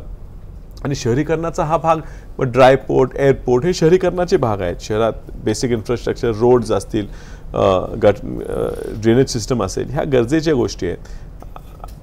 बदलत्या राज्यात म्हणजे महाराष्ट्र आता हा थोडा शहरीकरणाकडे डेव्हलप्ड स्टेट आहेच, पण अजून फ्युचर डेव्हलपमेंट वाढत असताना थोडी केंद्राच्या निधीची गरज आहे. We are huge contributors of tax, म्हणजे आपल्या ह्या महाराष्ट्रातनं मोठ्या प्रमाणात कर आपण केंद्राला पाठवतो. कदाचित थोडा अन्याय हा महाराष्ट्रावर आणि आम्हाला आता वाटणार आमच्या मतदारसंघावर होतो. आम्ही चांगला कॉन्ट्रीब्युशन करतो. शैक्षणिक क्षेत्रात तुम्ही बघितले डॉक्टर कदमांच्या नेतृत्वाखाली म्हणजे पतनराव कदमांच्या नेतृत्वाखाली एवढे एज्युकेशन हब्स सांगली पुणे तयार झाले. वसंतदादाने 1983 साली ती क्रांती आणली की शिक्षण क्षेत्र प्रायव्हेटाईज केलं. ह्या काही निर्णय आम्ही जे राज्यात घेऊ शकलो, केंद्र कुठेतरी कमी पडलेलं आहे, ते आम्ही पटवून सांगायसाठी प्रयत्न करू. विश्वजीतजी, आज तुम्ही ज्या भूमिकेत होतात त्याच भूमिकेत कधीतरी सुधीर तांबे होते आणि विशाल पाटलांच्या भूमिकेत सत्यजित तांबे होते. तो एक प्रसंग आणि आजच्या सांगलीचा एक प्रसंग, ह्या सगळ्या घटनांमुळे तुम्हाला वाटत नाही की काँग्रेसने नेत्यांच्या हवेदाव्यामुळं अशा ज्या गोष्टी घडतात त्याच्यावर आत्मपरीक्षण करावं? एकतर त्याची आमची तुलना होऊ शकत नाही. तो विषय आमचा सांगलीचा वेगळा आहे. हे लोकल पॉलिटिक्स आहे, जिल्ह्याचं राजकारण आहे आणि हीच भावना आम्ही मांडत होतो. म्हणून मला वाटतं त्याची तुलनाच होऊ नये. Let's not compare. काँग्रेसच्या नेत्यांच्या मध्ये काही अडचण नाही. मी सांगितलं उलट एक संघपणे राज्यातले सर्व नेते, दिल्लीचे सर्व नेते, म्हणजे मला इतका फ्री हँड दिला होता पक्षश्रेष्ठींनी, विश्वजीत तू म्हणेल ती उमेदवारी तुला लढायचं आहे, तू लढ, म्हणजे मला सांगितलं होतं तुम्ही लढलं पाहिजे म्हणून. मी नाही ना, मी लढू शकत नाही, मला लढायचं नाही, मी एखादा शब्द दिला मला तो पाळायचा आहे. म्हणजे तुम्ही म्हणेल ती उमेदवारी, मला आमचा उमेदवार फिक्स आहे. म्हणजे आम्ही जिल्ह्याच्याही पार्लिमेंटरी बोर्डापासून ते दिल्लीपर्यंत एकच नाव पाठवलं होतं. मी ठाम भूमिका घेतली होती. त्यात दुसरं नाव पण असता कामा नये. त्यात एक पद्धत असते, विद्यमान आमदार किंवा कुणीतरी असेल तर ते दुसरंही नाव पाठवायचं, म्हणजे गरजच नाही. म्हणून हा प्रश्न उद्भवत नाही. राज्यातल्या नेत्यांनी, दिल्लीतल्या नेत्यांनी एक संघपणे सगळेजण आमच्या पाठीशी उभे होते. तुम्ही मागच्या वेळेस तिरंगी लढतीत सुद्धा तुम्ही हरला होतात, आताही तिरंगी लढत झाली. तुमचे खूप भाषणं मी बघितले ज्या तुम्ही आक्रमक झाला होता, तुम्ही भाऊक सुद्धा झाला. प्रकाश आंबेडकरांची रात्री सभा झाली, तिथे तुम्ही भाषण केलं. अशा कुठला प्रसंग होता ज्यावेळेस तुम्हाला वाटलं की नाही आता आपण जिंकतोय, आता आपण बाजी मारूया? माझ्या अर्ज भरायच्या दिवशीच मला असं वाटू लागलं की आपण ही निवडणूक जिंकतोय. कारण आधी फोन होते, लोक यायचे, सांगून जायचे, फिरताना रिस्पॉन्स मिळायचा. राजकारणाशी काही एक संबंध नसलेला व्यक्तीसुद्धा आपल्याकडे यायचा, अरे वसंतदादांचा नातू आला आहे, प्रकाशमचा मुलगा आला आहे, काँग्रेस पक्षाचा उमेदवार आहे. ग्राउंडवर तुम्ही जर बघितलं असाल आणि आपल्यातले काही लोक आमच्याकडे येऊन ग्राउंडवर फिरले तर ग्राउंडवर लोक सांगायची की कुणाला मत टाकणार, काँग्रेसला टाकणार. काँग्रेसचा उमेदवार नाही. म्हणजे आम्ही लोकांना हे यशस्वीपणे सांगू शकलो की मी जरी अपक्ष असलो, जरी माझं चिन्ह नवीन आहे, लिफाफा बंद पाकिट, त्यांनी स्वतःच इंटरप्रिटेशन केलं. मी लिफाफा सांगणार ते बंद पाकिट, आहेराचं पाकिट, त्यांनी स्वतःची त्यांनी नावच तयार केली ह्या चिन्हाची. हा ग्राउंडला लक्षात यायला लागला. आणि जेव्हा सभेत म्हणजे माझा पहिला जी अर्ज भरायची सभा होती, जो रिस्पॉन्स मिळाला, एवढ्या भर उन्हात एवढ्या हजारोच्या संख्येनं न व्यवस्था करता आलेली लोक आणि त्यांचा उत्साह, आम्हाला काय बोलू दिलं नाही. त्या सभेत मी अर्ज माघार घेणार नाही ह्याच्या पलीकडे दुसरं काय बोललं असतं तर आम्हाला तिथं बसू दिलं नसतं. एवढी लोकांचा उत्साह होता, एवढा आग्रह होता. तो बघून लक्षात आला की ही निवडणूक आता आपली राहिलेली नाही, ही लोकांची राहिलेली आहे. आपण फक्त आता नमस्कार करत फिरायचं आहे मतदारसंघात. त्यांनी हा जो काय निवडणुकीचा कामकाज आहे तो ते पाहतील असं त्या दिवशीच वाटलं. तुम्ही मगाशी सांगितलं बोलताना की तुमच्या दोघांमध्ये किंवा दोन्ही फॅमिलीमध्ये काही डिस्प्यूट्स होते, मतभेद होते आणि ते म्हणजे बाहेरही आले होते, बऱ्याचदा चर्चेतही आले होते. मग असा कुठला एक मुवमेंट होती, म्हणजे अशी कुठली एक किक बसली की तुम्हाला वाटलं की नाही आता विशाल पाटीलच खासदार होणार सांगलीचे? नाही, काय आहे, मी नेहमी एक उदाहरण देतो आणि हे ॲक्च्युली माझ्या कार्यकर्त्यांना, लोकांना, म्हणजे मीच एक, मला ते रिअलाईज झालेलं एक उदाहरण. आपण 4 चाकी वाहन जेव्हा चालवतो तेव्हा इथे रेअर व्ह्यू मिरर असतो. आणि रेअर व्ह्यू मिरर कशासाठी असतो की गाडी आपण पुढच्या दिशेने चालवत असतो, कारण पुढे जायचं आपल्याला आयुष्यात. आणि पुढे जात असताना मध्ये आधी फक्त मागे बघायचं असतं, 1 सेकंड बघायचं आणि मग परत आपण उर्वरित वेळ पुढे पाहत असतो. इतिहासाकडे किती बघायचं आणि इतिहासाकडे बघत बघत वर्तमान काळाचं आणि भविष्याचं किती नुकसान करून घ्यायचं हा विचार करणारा मी एक व्यक्ती आहे. आणि म्हणून मी झाल्या दोन्ही कुटुंबांमध्ये पूर्वी एक पक्ष अंतर्गत संघर्ष होता. असं नाही की आमचं फार काही शत्रुत्व होतं, कधीच नव्हतं. खूप सुखदुःखात एकमेकांच्या आम्ही सहभागी झालेलो आहे. म्हणजे आमचे वडील वसंतदादांना खूप मानायचे, यशवंतराव चव्हाण, यशवंतराव मोहितेंना मानायचे. आणि दादांचंही तेवढं प्रेम होतं कदम साहेबांवर, कारण शून्यातनं दुष्काळी तालुक्यातलं एक मुलगा एवढं मोठं शिक्षण संस्था स्वतःच्या पायावर उभी करू शकतो, राजकारण करू शकतो, अभिमान होता दादांना. आणि तदनंतर सुद्धा अनेक कौटुंबिक संबंध, म्हणजे यांची बहीण आमच्याकडे मेडिकल कॉलेजमध्ये डॉक्टर शिकली. प्रतीकरावांच्या उमेदवारीच्या वेळेस आमच्या साहेबांनी भूमिका घेतली. बापूंचं निधन झालं, प्रतीकला द्या, कारण विशालरावांचं वय 25-26 होतं त्यावेळेस, वय कदाचित नुसतंच वयात ते आले असतील. अशा सगळ्या गोष्टी घडलेल्या आहेत. थोडं त्यांच्याकडनं काही चुका 2016ला आमच्या मोहनदादांच्या इलेक्शन बाबतीत झाल्या, पण त्यांनी सुद्धा त्या प्रामाणिकपणे मान्य केल्या की हा चूक झाली. आणि मोहनदादांसारख्या एका ज्येष्ठ व्यक्तीला मी विरोध करायला नको हवा होता. जेव्हा ही चूक झाली, मला लक्षात आलं 2019 नंतर की जे काही देशात वार आहे, महाराष्ट्रात वार आहे, की आता खरं आमच्या दोघांचा अस्तित्वाचा विषय झाला. हे सगळं किरकोळ आता इतिहासाकडे बघणं बंद करूयात, जुनं सगळं पूर्ण विराम करू. म्हणून मी एक ठाम भूमिका घेतली आणि मला तो मेसेज माझ्या कार्यकर्त्यांना, जिल्ह्यातल्या लोकांपर्यंत, तळापर्यंत पोचवायचा होता की आता विश्वजित कदम वोकल आहे की मी ह्याच्या पाठीशी, विशाल पाटलांच्या पाठीशी खंबीरपणे. जेव्हा मीच हे उघडपणे बोलायला लागलो, ही भूमिका मी घेतली, तर ते आपोआप लोकांच्या हृदयात पर्क्युलेट गेलं. नाही बाबा, हे 100% आता एकत्र आहेत. हे जुना सगळा इतिहास थांबलेला आहे आणि जुना इतिहास थांबून आता नवीन वर्तमान आणि भविष्य आपल्या सांगणीचं आता तरुण मुलांच्या हाती आहे आणि आम्ही ते करतोय. आम्ही आमच्या परीने प्रयत्न करतोय आता नेण्याचा. तर आता जसं की तुम्ही मुवमेंट असं नाही 19 नंतर जसं नाही कधी आता मी फॉर एक्झाम्पल माझे वडील गेले, यांचे वडील पण नाही आहेत. 19 नंतर निवडणूक झाली, परत देशात राज्यात सत्ता झाली आणि जो कोरोनाचा काळ आला ना, जसं कोरोनामध्ये अनेक लोकांना अनेक गोष्टींचा साक्षात्कार झाला, तसा आम्हालाही झाला की अरे आता आपण जरा कुठेतरी एकसंघ येऊयात, जिल्ह्याचं भलं करूयात. आणि मग आम्ही खरंच दोघं मनापासून एकत्र येऊन काम करायला लागलो. आणि तुम्ही मगाशी बोलताना वंचितचा उल्लेख केला आणि मला तर आता म्हणजे असं वाटायला लागले की तुम्ही आता म्हणजे काँग्रेस सोबत आहेत किंवा काँग्रेसमध्ये आहेत असं म्हटलं तरी वावगं ठरणार नाही. आता तुम्हाला काँग्रेसमध्येच आहेत, हा काँग्रेसमध्ये नाही आहेत, ते काँग्रेसमध्येच आहेत. तुम्ही काँग्रेसमध्येच आहात आणि आता मग त्याच्यानंतर असं वाटायला लागले की आता प्रकाश आंबेडकर आणि काँग्रेसच्या मध्यस्थ म्हणून तुमची नेमणूक केली जाते काय? कारण नाही, त्याचं कारण असं आहे की आजचं त्यांचं एक प्रेस नोट आहे, त्याच्यामध्ये त्यांनी असं म्हटलं की भाजप नागनाथ आहे आणि काँग्रेस सापनात आहे. त्यामुळे आता पुढं विधानसभा आहेत समोर. विशालरावांना दुधाचं किटली घेऊन पाठवू आम्ही. आणि तशी वेळ आली तर मग ते तुम्ही जाणार आहेत का म्हणजे त्यांना सांगायला किंवा समजवायला? त्यांनी पाठिंबा दिलेला एक उमेदवार म्हणून मी विजयी झालेलो आहे आणि त्यांचे मी आभार प्रत्येक ठिकाणी मानतो. मला माहीत नाही की त्या स्टेजवर मला गाठता येईल का, त्यांच्याशी चर्चा करायची, हा खूप मोठा प्रश्न आहे.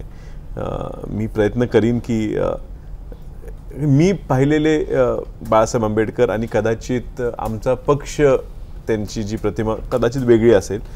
मी पक्षाची लाईन सोडून जाऊ नये असं मला वाटते. आता मला पाहताना मला असं वाटतं की त्यांच्यावर कदाचित काही दबाव असू शकले असते की विशालला पाठिंबा देऊ नका, तुम्ही स्वतंत्र उमेदवार उभा करा, ती मतं तुम्ही खाल्ली पाहिजेत. हा त्यांच्याकडे थोडा दबाव आला असला असेल तो त्यांनी जुगारला आणि त्यांनी तो झटकून मला पाठिंबा दिला. ह्यातनं असं दिसून आलं की भाजपचा पराभव करणं ही त्यांची सुद्धा प्राथमिकता आहे. आम्ही कधी कधी पक्ष बोलतो की नाही त्यांना पाडायचंच आहे, त्यांनी काहीतरी मॅनेज आहेत किंवा त्यांना भाजपला मदत करायची आहे असतं, तर मग त्यांनी मला पाठिंबा दिला नसता. माझं हे मी आधी परत म्हणतो, हे माझं वैयक्तिक मत आहे, पार्टी लाईन नाही आहे. तसं मी आता अपक्ष आहे, मी पार्टी लाईन बोलू नये ते बाळासाहेब बोलतील. मला असं वाटत नाही असं असेल आणि म्हणून कदाचित कुठेतरी काहीतरी मिसकम्युनिकेशन, अंडरस्टँडिंगमध्ये गॅप तयार झाले असतील. माझ्याकडनं माझ्या पातळीवर शक्य झालं की ते गॅप मिटवणं. कदाचित त्यांना त्यांचं पार्टीचं स्ट्रेंथचं असेसमेंट त्यांनी वेगळं करत असतील जसं नसेल आणि कदाचित काँग्रेस आपलं असेल त्यांचं असेसमेंट खूप कमी करत असेल आणि थोडं जास्त असेल. ते कुठे गॅप आहे तो भरायचा प्रयत्न निश्चित करेन मी. एवढा मोठा आहे का त्यांना एकत्र आणण्याइतपत हे मला वाटत नाही, माहीत नाही. वर्षा गायकवाडांची बोलणं झालेलं दिसत नाही बाळासाहेब आंबेडकरांबद्दल. मी तेच म्हणतो की तो डिफरन्स ऑफ ओपिनियन आहे माझ्या पार्टी लाईन आणि माझा वैयक्तिक अनुभव मी सांगू शकतो. माझा वैयक्तिक अनुभव कधीच असा नव्हता की जर त्यांना भाजपला मदत करायची असती तर सांगलीत निश्चित तुम्हाला दुसरा उमेदवार त्यांचा बघायला मिळाला असता. ज्या अर्थी त्यांनी उमेदवार तर दिला नाहीच आणि पाठिंबा देणं म्हणजे माझ्याकडनं मी अपक्ष होतो. त्यांनी मला सांगितलं असतं की मी तुला विशाल पाठिंबा द्यायला लागलोय, तू माझ्या मतदारसंघात वसंतदादांचं मानणारा काहीतरी मतदार असेल त्यांच्या मतदारसंघात तिथं पाठिंबा दिला पाहिजे. शेजारी उमेदवार उभा आहे तिथं पाठिंबा दिला पाहिजे. अशी कुठली अट घातली नाही पण पाठिंबा दिला. ही खूप मोठी गोष्ट आहे आणि ही माझ्या किंवा माझ्या ह्या कुटुंबियाच्या माझ्या पक्षाच्या अडचणीच्या काळात ही मदतीची आहे. त्यांनी विकास ठाकरेंना सुद्धा मदत केली होती गडकरींच्या विरोधात, ते त्या पद्धतीने त्यांनी मला केली. माझा अनुभव वेगळा आहे. आता खरं तर दोघं जण तुम्ही सोबत असल्यामुळे हा थोडासा एक वेगळा प्रश्न मनात आलाय. कारण कसं होतं की बऱ्याचदा घराणेशाहीचा विषय निघतो आणि त्याची कारणंही तशीच असतात. कारण आपण आता अर्थात हे उदाहरण देणं संयुक्तिक ठरणार नाही, मात्र आता बारामतीचं जर उदाहरण द्यायचं झालं तर अजितदादांनी त्यांच्या पक्षाकडून राज्यसभेवरती पाठवण्यासाठी दुसरं नाव घोषित केलं होतं आणि त्यांना द्यायचं असं सांगितलं आणि शेवटच्या क्षणी कार्यकर्त्यांचा आग्रह म्हणा किंवा असं काहीतरी सांगून सुनीत्रा पवारांनाच ते राज्यसभेवरती पाठवण्याचा निर्णय घेतला. तर असं ज्यावेळेस हा म्हणजे कार्यकर्त्यांच्या अँगलनं ज्यावेळेस आपण विचार करतो त्यावेळेस मग कुठंतरी घराणेशाहीवरती टीका व्हायला लागते. तुम्हा दोघांनाही तशी पार्श्वभूमी आहे. तुमच्या दोघांचेही तुमचे आजोबा असतील किंवा तुमचे वडील असतील यांनी राजकारणामध्ये, तर तुमच्या दोघांची याच्याबद्दलची मतं काय आहेत त्याबद्दल खरं तर जाणून घ्यायचं आहे. मी याचं उत्तर देऊ इच्छितो कारण ह्यांची पहिली निवडणूक आहे, ते पहिल्यांदा निवडून आलेले आहेत. मी दुसऱ्यांदा निवडून आलेलो आहे. आम्ही निवडून आलेलो आहोत हे लोक का विसरतात. 3 लाख सरासरी 3 लाख मतदारांमध्ये लोकांनी आम्हाला लोकशाही प्रक्रियेतनं निवडून दिलेलं आहे. घराणेशाहीमध्ये ठीक आहे, मी हे मान्य करतो की कदाचित पहिल्यांदा पक्षाकडून कुणाचा तरी मुलगा, कुणाची तरी मुलगी, कुणाचा तरी राजकीय वारस म्हणून पहिल्यांदा संधी मिळू शकते. ही पहिल्यांदा मिळते आणि लोकही भावनिक होतात की बाबा ठीक आहे, त्यांच्या वडिलांनी खूप वर्ष आपलं काम केलं, आपल्या मतदारसंघाचा विकास केला. लोकांच्या भावना असू शकतात म्हणून पहिल्यांदा संधी देतील. दुसऱ्यांदा तशी संधी मिळत नाही हा भ्रम आहे मोठा की घराणेशाहीमुळं सुद्धा दुसऱ्यांदा माणसं निवडून येतात. असं भारताचा मतदार, महाराष्ट्राचा मतदार हा प्रचंड जागृत आहे आणि दुसऱ्यांदा त्याच व्यक्तीला, तो कुणाचा का मुलगा असू दे, किती मोठ्या घरातला असू दे, जर तो त्या मतदारसंघाचा विकास करत असेल, लोकांचे प्रश्न सोडवत असेल तरच तो त्या ठिकाणी निवडून येईल आणि मग पुढे तो राजकीय वारस त्या मतदारसंघाचा आणि त्यांच्या कुटुंबाचा चालवू शकेल. हे लोकांनी समजून घेतलं पाहिजे. हे काय कायमचं नाही. कुणी इथं या देशाच्या इतिहासामध्ये म्हणजे भल्या भल्यांचा पराभव आपण पाहिला आहे. वाजपेयी साहेब पडले, इंदारेजींचा पराभव झाला, रामविलास पासवान सारखे पडले. ते रामविलास पासवान एकेकाळी 6 लाखांनी निवडून आलेले होते. म्हणजे किती लोक, असं नाही आहे. म्हणून अनेक लोक निवडूनही आलेत, अनेक लोक पराभव झाली, अनेक लोक पडून पुन्हा निवडून आलेत ताकदीने. असाही इतिहास भारताने पाहिलेला आहे. आणि म्हणून हेच अत्यंत चुकीचं भ्रम आहे. घराणेशाही, कशासाठी घराणेशाहीवर बोलतात मला कधीच कळलं नाही. ठीक आहे, पहिली निवडणूक होऊ शकते, हे मान्य आम्हाला. दुसरी निवडणूक नाही होऊ शकत. तिथं जो काम करेल त्यालाच तिथली जनता निवडून देते. बघा, ज्या घरात आपण जन्माला येतो, ज्या घरात आपण वावरतो, त्या घरात जे चालते, म्हणजे आपण प्रेसमध्ये असाल आणि आपला मीडियाचा अनुभव आहे, आपल्या घरातल्या मुलांना त्याची ओढ असणं हे स्वाभाविक आहे. म्हणजे माझे काही मित्रांचे वडील हे आर्मीमध्ये, फोर्सेसमध्ये आहेत आणि त्याला ती आवड निर्माण झाली की मी सुद्धा तेच केलं पाहिजे. त्यांनी सुद्धा तीच ट्रेनिंग केली, NDAमध्ये करायचा प्रवेश केला. एखाद्या दोस्ताचा झाला, एखाद्याचा झाला नाही. इव्हेंच्युअली मेरिट आहे. कुठल्या दिशेने जायचं कदाचित त्या घरच्या संस्कार. मला माझ्या वडिलांना मी पाहिल्यामुळे मला वाटत होतं की मी त्या दिशेने गेलं पाहिजे. पण आता मी त्यात यशस्वी होईन का नाही हे समाज ठरवणार आहे, माझं मेरिट ठरवणार आहे. ही राजेशाही नाही आहे की माझे वडील राजे होते म्हणून मला कसं जरी असलं तर मी राजा होणार आहे. ही लोकशाही आहे आणि पुढे मी यशस्वी ह्या धंद्यात, ह्या व्यवसायात, राजकारणात होईन का नाही ही माझी कामं किंवा माझं मेरिट ठरवणार. तर त्यांनी सांगितलं पहिल्या निवडणुकीत कदाचित सहानुभूती मिळते, पण सहानुभूती सुद्धा मिळते, तर मतच पाळायला लागतात. म्हणजे मोफत कोण आपल्याला देत नाही, द्यावेच लागतात. आम्ही पराभूती झालेलो आहे, विजयी झालो. लोकांनी शेवटी मेरिट पाहायचं आहे. आणि काँग्रेस पक्षाने, मी तुम्हाला खास करून सांगतो, काँग्रेस पक्षाने एक निर्णय घेतला आहे एक पदाचा, म्हणजे आणि आम्ही तो घरात पाळायचा खूप प्रामाणिक प्रयत्न करतो की एका कुटुंबात एका व्यक्तीने राजकारणात राहावं. माझे बंधू राजकारणात होते, खासदार होते, मंत्री होते. आज मी पुढे येतो त्यामुळे ते मागे सरकले आहेत. आमचा हेतू हा नाही की जिल्हा परिषदला पण मीच पाहिजे आणि महापालिकेला मीच पाहिजे, माझा घरचाच पाहिजे, आमदार पण मीच आणि खासदार पण मीच. आम्ही एक ठरवले की घरातला एक व्यक्ती राजकारणात असला पाहिजे. पक्ष सुद्धा खूप प्रामाणिक प्रयत्न करतो की लॅटरल एंट्री कुठल्याही व्यवसायात, म्हणजे काँग्रेसमध्ये खूप प्रयत्न चाललाय लॅटरल एंट्री, म्हणजे कधीच राजकारणात संबंध नाही असे काही शिकलेली लोक, म्हणजे तुम्ही नंदन निलेकणी सुद्धा काँग्रेस पक्षाने त्यांना घेऊन त्यांना एक खोटी मोठी जबाबदारी दिली. It was a lateral entry into politics. आताही सुद्धा आमच्या काँग्रेसच्या वरच्या दिल्ली पातळीवर काही लोकही लॅटरली आलेले आहेत, इतर क्षेत्रातनं आले त्यांनी आम्ही त्यांना काँग्रेस पक्षात स्थान दिलेलं आहे, त्यालाही स्थान आहे. आणि कार्यकर्ते जे युथ काँग्रेस आणि NSUIच्या दिवसापासून पुढे येतात, मुकुल वासनिक साहेबांसारखे उदाहरण मी तुम्हाला देतो, ते NSUIच्या दिवसापासून आलेले, ते त्यांचे वडीलही खासदार होते पण ते तिथून आले. आणि असेही तुम्ही ममता बॅनर्जी सारखी पाहता, त्यांचं राजकीय काही पार्श्वभूमी नाही पण त्यांची जी राजकीय प्रवास आहे तो काँग्रेसच्या तळागाळापासून आहे. काँग्रेस ते सगळ्या लोकांना, तिथे काही घराण्यातले लोक आहेत, काही लॅटरल एंट्री आहेत आणि काही त्या ऑर्गनायझेशनमधनं स्ट्रक्चरमधनं वर आलेली आहे. ते काँग्रेस हे पाळते. आणि व्यक्तिगत माझ्या बाबतीत मला एक सांगायचं आहे, मी युथ काँग्रेसचा 20 वर्ष पदाधिकारी, जिल्ह्याचा जनरल सेक्रेटरी होतो, महाराष्ट्र जनरल सेक्रेटरी होतो, महाराष्ट्राचा उपाध्यक्ष झालो, मग महाराष्ट्राचा निवडून आलेला 2 वेळा अध्यक्ष झालो.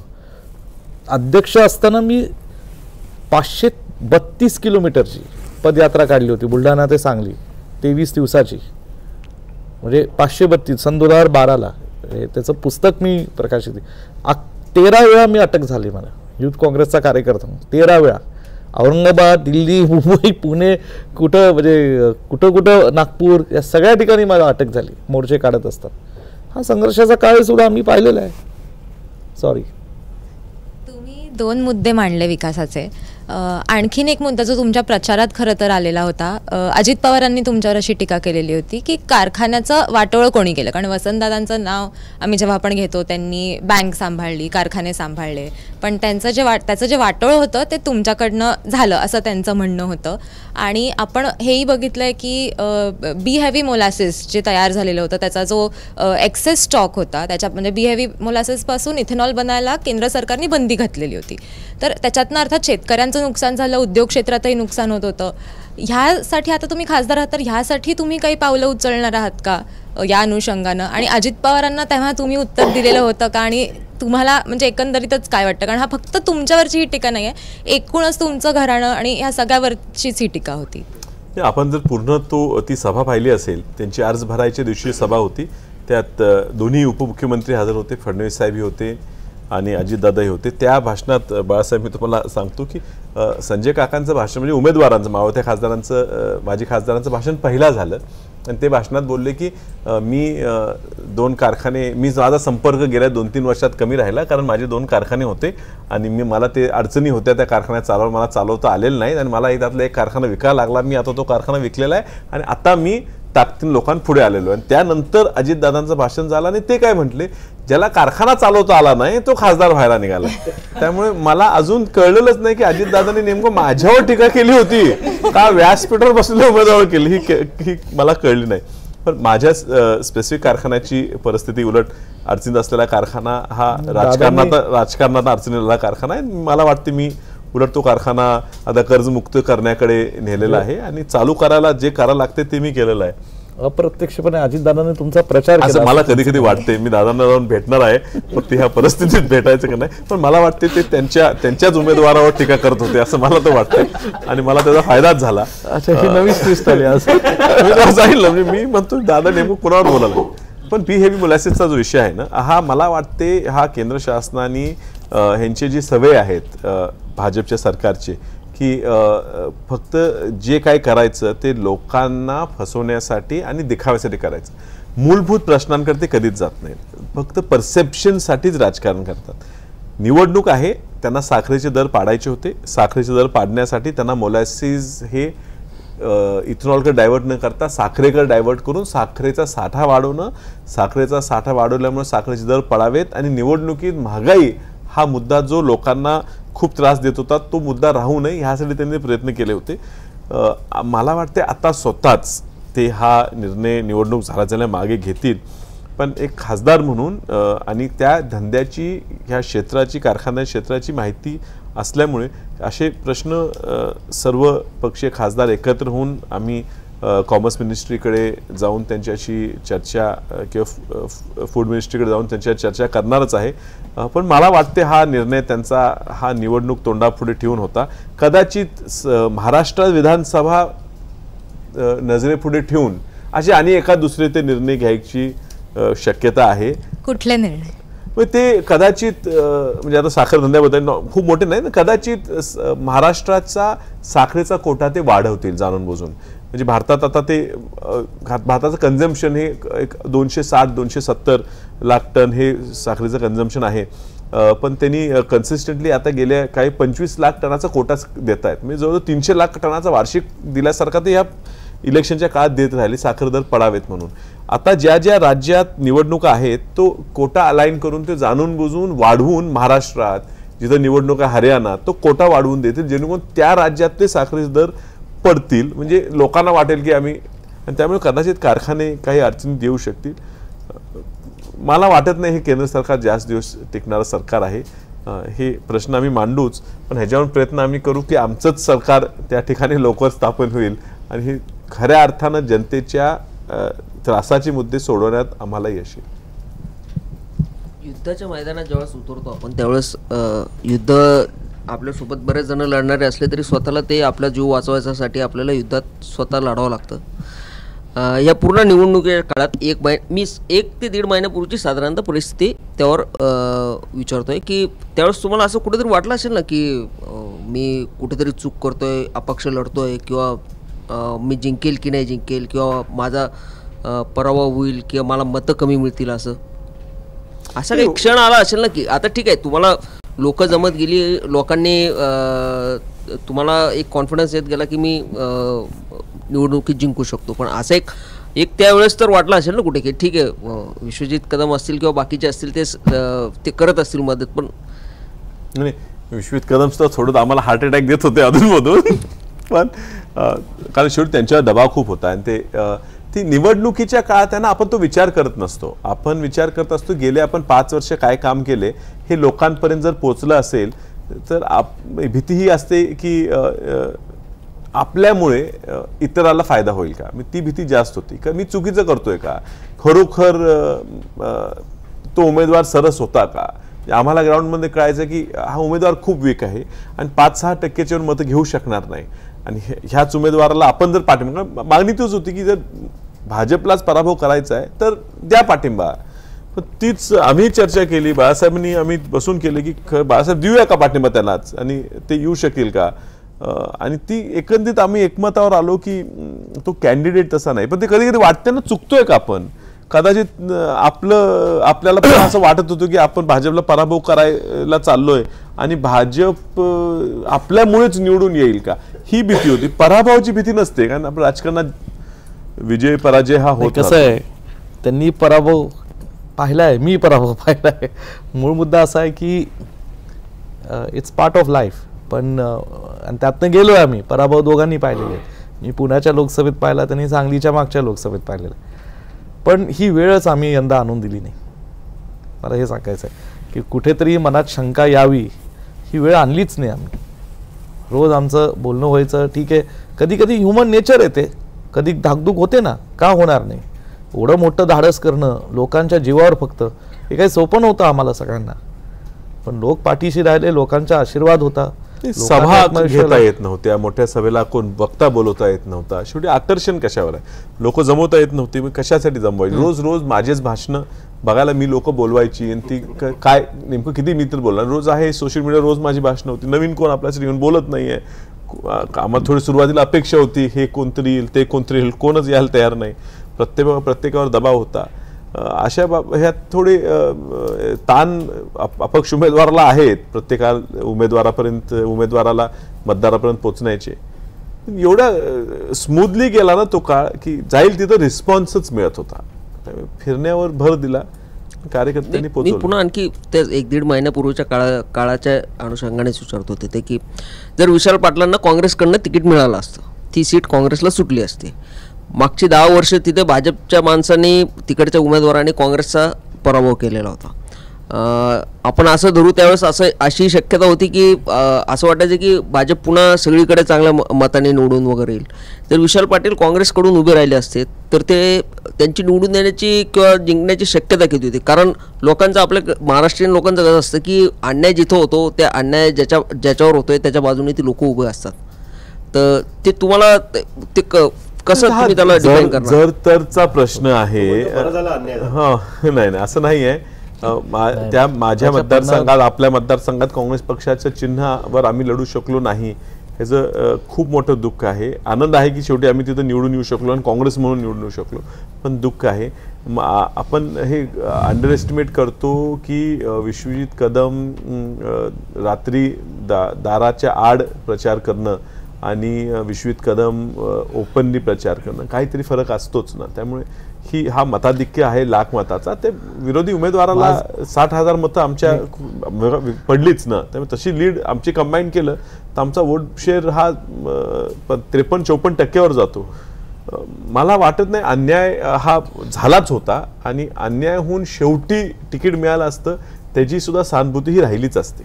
नाही, मला एवढंच म्हणायचं आहे की अन्याय झाल्यामुळे ठीक आहे, उठाव झाला, परंतु काँग्रेस पक्षाची विचारधारा सांगलीतली पाहता आत्ता जे मताधिक्य मिळालं, हाताचा पंजा असतं तर त्याच्याहून जास्त मताधिक्य हाताच्या पंजावर नक्की मिळालं असतं. मी पुन्हा तुमच्यासाठी आता तो 1-1.5 महिन्यापूर्वीचाच काळ तो विचारतोय की त्यावेळेस तुमचा मुहूर्त काढतो म्हणून फडणवीस बोललेले होते. त्यामुळे नाही माझा त्यावर त्या मुहूर्ताच्या याच्यावर विषय नाही.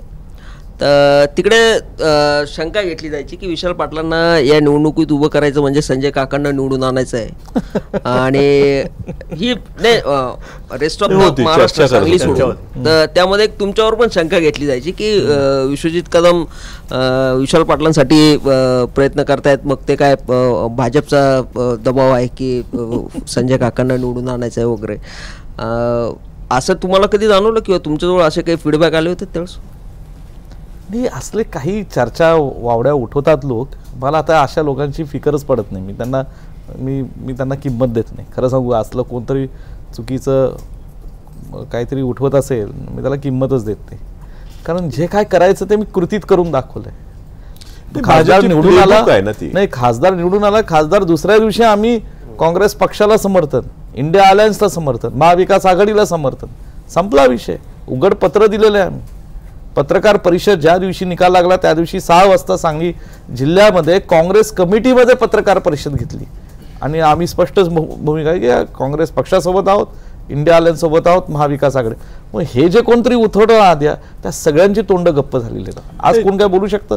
जागा वाटप हे मार्च-एप्रिल महिन्यात झालं. प्री इलेक्शनचं बोलत होतो. प्री इलेक्शन बोलू दे ना, सगळ्यांची तोंड गप्प गेली. मार्च-एप्रिल मध्ये हे जागा वाटप झालं. प्री इलेक्शन मार्चचा काळ धरूया. विश्वजित कदमांची जर ती इच्छा असती म्हणजे की मुद्दामून एखाद्या उमेदवाराला विशालला उभं करायचं आणि पडावं म्हणून, तर जानेवारी महिन्यात त्यांच्या मतदारसंघाचा दौरा म्हणजे विश्वजित कदमांनी मला बोलवून सांगितलं. मी माझी इच्छा होती आणि त्यांनी बोलून सांगितलं की विशाल अचानक आपण लोकांपुढे तुम्हाला नेलं तर कदाचित काही जुन्या आठवणी, कुठेतरी कटुता ती बाहेर येऊ शकेल. आपण एक संघ हे दाखवण्यात तुम्हाला दौरा करावा लागेल. आणि कडेगाव ह्यांचा जो मतदारसंघ आहे, मतदारसंघाचा प्रत्येक गावाचा दौरा सुरुवात माझी जानेवारी महिन्यापासून झाली. गावोगावी दौरा मी जिल्हाभर फिरलो.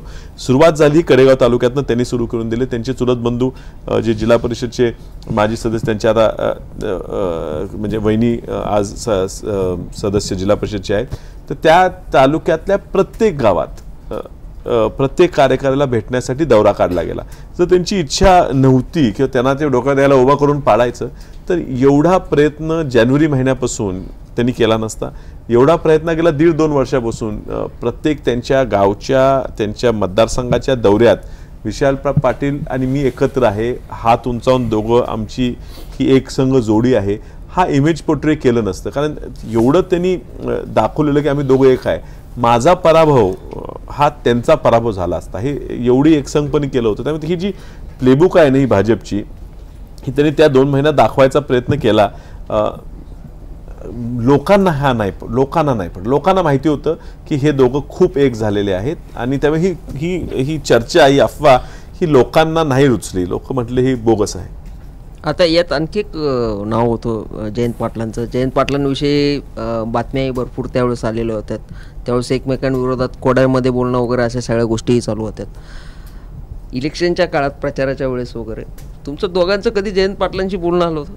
तुमचं ठीक आहे, तुम्ही महाविकास आघाडी म्हणून तुम्हाला तिकडे रोल निभवायचा होता, पण तुम्ही असं त्यांना कधी तुम्ही त्यांना बोललात की मदत करा किंवा काय झालो नाही? आणि त्यांनाच कशाला, मी स्वतः त्यांना कधी अप्रोच झालो नाही. मी शिवसेनेच्या नेत्यांना अप्रोच झालो नाही. माझे पवार साहेबांचेही वैयक्तिक संबंधात, उलट त्या काळात सुद्धा मी आणि ते एकत्र वसंत दादाशिव इन्स्टिट्यूटवर ट्रस्टी आहेत, ते अध्यक्ष आहेत, मी विश्वस्त आहे. आमच्या तिथेही बैठका व्हायच्या. पण एक प्रोटोकॉल आम्ही पाळलेला की राजकीय चर्चा करायची असेल ती आपण आपल्या पक्षाशी केली पाहिजे आणि कुठे अडचण असेल तर आमच्या पक्षाचे नेते त्यांच्याशी बोलतील. तर मी कधी त्यांना वैयक्तिक अप्रोच केला नाही. हो, त्यांचा एकदा मला फोनही आला होता आणि काही गोष्टी त्यांनी सांगितल्या होत्या आणि ते आम्ही फीडबॅक एकामेकाला त्यावेळी द्यायचो. पण निवडणुकीच्या काळात निवडणुकीच्या काळात नव्हता फोन आला. मला वाटलं त्यांनी काही इनपुट्स दिली तुम्हाला? तिकीटच्या चर्चेत एकदा त्यांचा फोन आला होता आणि त्यामुळे ते काय लपून असलेली गोष्ट नाही. त्यांनी सांगतात की मी विशालच्या संपर्कात होतो, त्यांनी फोन केलेला मला. खरं आता काय बोलणं झालं हे आता सगळ्याच गोष्टी सांगण्यासारख्या नसतात, पण एवढा आम्हाला कॉन्फिडन्स आला नाही त्यांच्या बोलण्यावर. आता राजकारणाचा ते संदर्भ बदलतील? जयंत पाटील तुम्ही किंवा जयंत पाटील काँग्रेस, पण आता तुम्ही निवडून आलेला. माझी विश्वित कदमांची अडचण आहे की ते काँग्रेस पक्षात आहेत आणि ह्या पूर्ण परिस्थितीत मी काँग्रेस पक्षाला पाठिंबा दिला. मी काँग्रेस पक्षात आता नाही आहे, त्यामुळे माझ्यावर कदाचित काही बंधनं कमी आहेत जी त्यांच्यावर आहेत. तुम्ही ओपनली बोलू शकाल त्यांच्याबद्दल? मी ओपनली बोलू शकतो आणि ओपनली बोलण्यापेक्षा मी ओपनली करूही शकतो. पण माझी प्राथमिकता पुन्हा तीच आहे की भाजपचा पराभव झाला पाहिजे, कुणाची तरी जिरवायची आणि कुणाचा तरी बदला घ्यायचा म्हणून भाजपला मोठं करायचं हे पाप हे आमच्याकडनं कधीच घडणार नाही. त्यामुळे कदाचित ते आज महाविकास आघाडीबरोबर आहेत म्हणून कदाचित सेफ राहतील हे मला आज सांगता नाही. कदाचित आमची इच्छा असून बरोबर. मी काय बोलणार, बरोबर आहे. माझी कमिटमेंट होतं पक्षाला पाठिंबा द्यायचं, मी दिलेलं आहे. काय बोलणार म्हणजे भविष्यात काही पुस्तक किंवा तुमच्या शिक्षण संस्था आहेत तर तुम्ही असं काही कोर्स वगैरे सुरू करणार आहात का की अपक्ष उमेदवारांना विजयी करण्याचा फॉर्म्युला वगैरे, असं काही पुस्तक किंवा कोर्स सुरू करणार? तुम्हाला खरं तुम्हाला एक गंमत सांगू, विशालची निवडणूक हे फार वेगळी निवडणूक होतीच, पण मी अशा माझ्या जीवनात ही 4थी अशी निवडणूक होती जी अशक्यला मी शक्य करून दाखवली. पहिली माझी युथ काँग्रेसची इलेक्शन होती जी महाराष्ट्रातनं झाली आणि ती देशातला महाराष्ट्र दुसरं राज्य होतं. फार विचित्र निवडणूक होती. त्याच्यात दिवस रात्र मी त्या काळातही फिरलो होतो. माझे सगळे युथ काँग्रेसचे जुने सहकारी त्यांना ती निवडणूक आठवत असेल. त्यावेळेस मी पहिल्या निवडणुकीत 18,000 जिंकलो. दुसऱ्या निवडणुकीत युथ काँग्रेसच्या निवडणुकीच्या प्रक्रियेत अनेक बदल केले. परत मी म्हणजे पहिली कारकीर्द माझी चांगली झाली म्हणून लोकांनी साथ दिली, तरुण पिढीने युवकांनी साथ दिली, 50,000 जिंकलो. माझी मोहनदादांची इलेक्शन होती, आम्ही 250 मतांनी मायनसमध्ये होतो. सातारा सांगली विधान परिषदेची निवडणूक. अनेकांनी वेड्यात काढलं मला की शक्यच नाही तुम्ही निवडून येणं, शक्य नाही म्हणले. म्हणलं असं नसतं. जेव्हा माझे चुलते उभे आहेत तेव्हा अशक्यला शक्य कसं करायचं ते माझ्यावर सोडा. 250 मतांनी ते प्लस करून 71 मतांनी आम्ही ती ऐतिहासिक इलेक्शन जिंकली होती. मग आता हे विशाल रावांचं म्हणून कुठेतरी माहीत नाही मला आता ते कोर्स करायचा की नाही, पण पुस्तक लिहिल मी काँग्रेसच्या सीट तरी वाढत नाही. पुस्तक मी एक दिवशी नक्की लिहिल आणि पुस्तक हे फारच स्पेक्युलेटिव्ह असेल, काळजी करू नका. इतिहासाची कशी पुनरावृत्ती होते पहा. 1980 साली कदम साहेब पहिल्यांदा निवडणूक लढवली, ते पराभूत झाले होते. मी सुद्धा 19ला पराभूत झालो. 85ला कदम साहेबांनी तिकीट काँग्रेस पक्षाकडे मागितलं आणि वसंतदादांनी आग्रह धरला की कदम साहेबांना उमेदवारी मिळाली पाहिजे आणि गोष्टी अशा घडल्या की फायनल झाले. म्हणजे आता वसंतदादाच पाठीमागे आहेत म्हटलं कदम साहेबांनाच तिकीट मिळणार आणि कदम साहेबांना 85ला अगदी लास्ट मिनिटला त्यांचं तिकीट कट झालं आणि वरनं मला वाटतं वरनं काहीतरी झालं ना कुठून चव्हाण साहेबांना तिकीट बदललं, तिकीट दुसऱ्याकडून मिळालं आणि त्यामुळे कार्यकर्त्यांनी उठाव घेतला. जसाच आमच्यासारखा जनतेतनं उठाव झाला. कदम साहेबांचं न ऐकता त्यांना उचलून नेऊन, आता आम्ही खूपच लहान होतो, आम्ही 4 वर्षाचे होतो, पण कदम साहेबांना उचलून नेऊन कदम साहेबांचा अर्ज भरला गेला.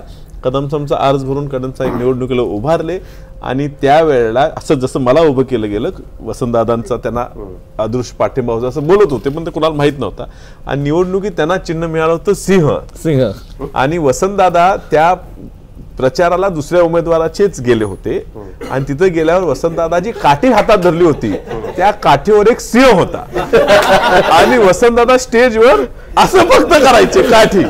आणि आता सुद्धा ह्यांनी माझा प्रचार केला नाही, फक्त प्रामाणिकपणे काम केलं पाहिजे आणि निपापा दाखवला. म्हणजे कसे सिमिलॅरिटीज ओव्हर 40 इयर्स, 40 वर्षात कसं इतिहास पुनरावृत्ती होते हे यातनं तुम्हाला बघायला मिळेल. झालं की म्हणजे यशस्वी फॉर्म्युला असेल तर एकदा हरावं लागतं. नाही पण एक मिनिट, पूर्वीपासूनचं एक म्हण आहे, यशाची पहिली पायरी अपयश असते. ठीक आहे, आणि तो नशिबाचा भाग आहे, तो नशिबाचा भाग आहे. मी तुम्हाला सांगू इच्छितो, खरंच अपयशातनं माणूस बरंच काही शिकतो आणि एक आहे अपयश आणि दुसरं आहे की त्यांचे वडील नाहीत, माझे नाही. मी तर ठीक आहे, त्यांचे फार तरुण वयात 2007ला त्यांचं निधन झालं, 5ला, माझे आत्ताच 2018ला गेले.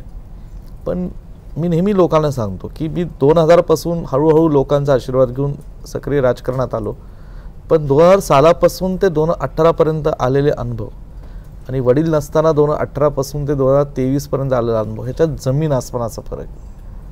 आयुष्याची ज्याला म्हणतो ना हार्श रियालिटी ऑफ लाईफ, हे सगळं आम्ही सोसलेलं आहे आणि त्याच्यातनंही मी गेलेलो आहे आणि त्याचं जाऊन जाऊन हे सगळं आता आम्ही ह्यातनं तयार झालेलं आहे असं म्हणायला हरकत नाही. तुम्ही 4 कठीण निवडणुकांचा उल्लेख केला, पण फार कमी लोकांना माहिती असेल तुम्ही 2014 साली पुणे लोकसभा निवडणूक सुद्धा लढला होता आणि तिथे तुमचा पराभव झाला होता. काय घडलं होतं तिकडे? 2014ला अचानकपणे म्हणजे हे जसं मार्च महिना चालू होता त्यावेळेसच जानेवारी महिन्यामध्ये काही वर्तमानपत्रात संभाव्य उमेदवार कोण आहेत अशी नावांची चर्चा सुरू झाली. त्यात अचानकपणे माझं नाव आलं आणि मला जेव्हा नाव माझं लक्षात आलं त्या खरं माझे वडील 1962ला पुण्यात आले, एका ट्रकमध्ये बसून आले, पायात चप्पल नव्हती, 7 रुपये खिशात घेऊन आले होते. हडपसरच्या साधना विद्यालयात त्यांनी 2-2.5 वर्ष शिक्षक म्हणून काम केले, त्याच शाळेत राहायचे. मग 64ला पुण्याच्या लहान बोळात 10x10च्या खोलीत भारतीय विद्यापीठाची त्यांनी स्थापना केली आणि त्यावेळेसपासून पुणे हे त्यांचं राहण्याचं ठिकाण आहे. म्हणजे कर्मभूमी म्हणू, जन्मभूमी सांगली, सोनसळ, कडेगाव, पलूस कडेगावची माती आणि ह्याच्यात माझाही जन्म पुण्याचा आहे, पण लहानपण शिक्षण तिकडे गेलं. लहानपणी आम्ही नेहमीच गावी जायचो सोनसळला. मूळ प्रश्न असा होता की कदाचित अनेक गोष्टी, माझे काका आहेत डॉक्टर शिवाजीराव कदम सर, ते 30 वर्ष पुणे विद्यापीठाच्या 22 वर्ष पुणे विद्यापीठाच्या बोर्ड ऑफ मॅनेजमेंटवर राहिले. मोठे शिक्षण तज्ज्ञ आहेत, फार्मसीमध्ये त्यांचं मोठं योगदान आहे. आमचे आता कुलपती आहेत युनिव्हर्सिटीचे. माझे एक थोरले दुसरे काका सुब्राव कदम हे 25 वर्ष कोथरूडमध्ये नगरसेवक होते आणि प्रत्येक आमच्या कुटुंबातल्या सदस्यांनी त्यांच्या व्यक्तिमत्वाने, कर्तृत्वाने त्यांची एक छवी लोकांच्या मनावर उमटवली. म्हणून कुठेतरी हा कॉम्बिनेशन लोकांनी जुळवला आणि बाबा हा युथ काँग्रेसचा अध्यक्ष आहे, तरुण आहे, शिकलेला आहे, तर बाबा पुण्यासारख्या शहरात का नाही अशी बहुजन सभा असल्यामुळे असं काही लोकांनी कॉम्बिनेशन लावलं आणि माझं नाव चर्चेत आलं. मी स्वतः एक लेखी पत्र आदरणीय सोनियाजी गांधींना, राहुलजींना लिहिलं की पुण्यामध्ये आम्ही राहतो, पुण्यामध्ये शिक्षण क्षेत्रात काम करतो, क्रीडा क्षेत्रात माझं फुटबॉलमध्ये काम आहे, मी पुण्याच्या फुटबॉल संघटनेचा अध्यक्ष वगैरे वगैरे अनेक ठिकाणी माझे संबंध आहेत, पण पुण्याच्या राजकारणाशी थेट आमचा संबंध नाही. कारण माझे जे चुलते होते त्यांचं 2007ला दुःखद निधन झालं होतं, जे नगरसेवक होते ते. आणि म्हणून माझा विचार करू नये, पुण्यात अनेक काँग्रेसचे जुने कार्यकर्ते, त्यांचा विचार करावा असं मी प्रामाणिकपणे एक पत्र लिहिलं राहुलजींना मॅडमना. ठीक आहे, मग एकदा भेट पण झाली मॅडमची, मी ह्याच भावना व्यक्त केल्या, झालं हे सगळं. जानेवारीत झालं, फेब्रुवारीत काय चर्चा नाही, मार्च एक दिवशी एप्रिलमध्ये डायरेक्ट फोन आला. ते म्हणले तुला लढावं लागेल. म्हणलं कुठं? ते म्हणले पुण्यामध्ये. पक्षाने तुझी उमेदवारी फायनल केली. संध्याकाळी 6:30ला ती वेळ पण आठवती मला, 7:30ची वेळ होती. मी धनकोडीतनं घरी निघालो होतो आणि फोन आला की तुला लढावं लागेल पुण्याच्या लोकसभेतनं. आणि म्हणलं आता पक्षाने आदेशच दिला तर पर्यायच नव्हता, त्यांनी म्हणजे आदेशच आला की लढावंच लागेल. आणि ठीक आहे, आता त्या परिस्थितीत म्हणजे माझी इच्छा नव्हती खरं तर, कारण माझं एक ठाम मत आहे, लोकांशी नातं पाहिजे, कार्यकर्त्यांशी नातं पाहिजे आणि उमेदवारी कुणाची लादली नाही गेली पाहिजे.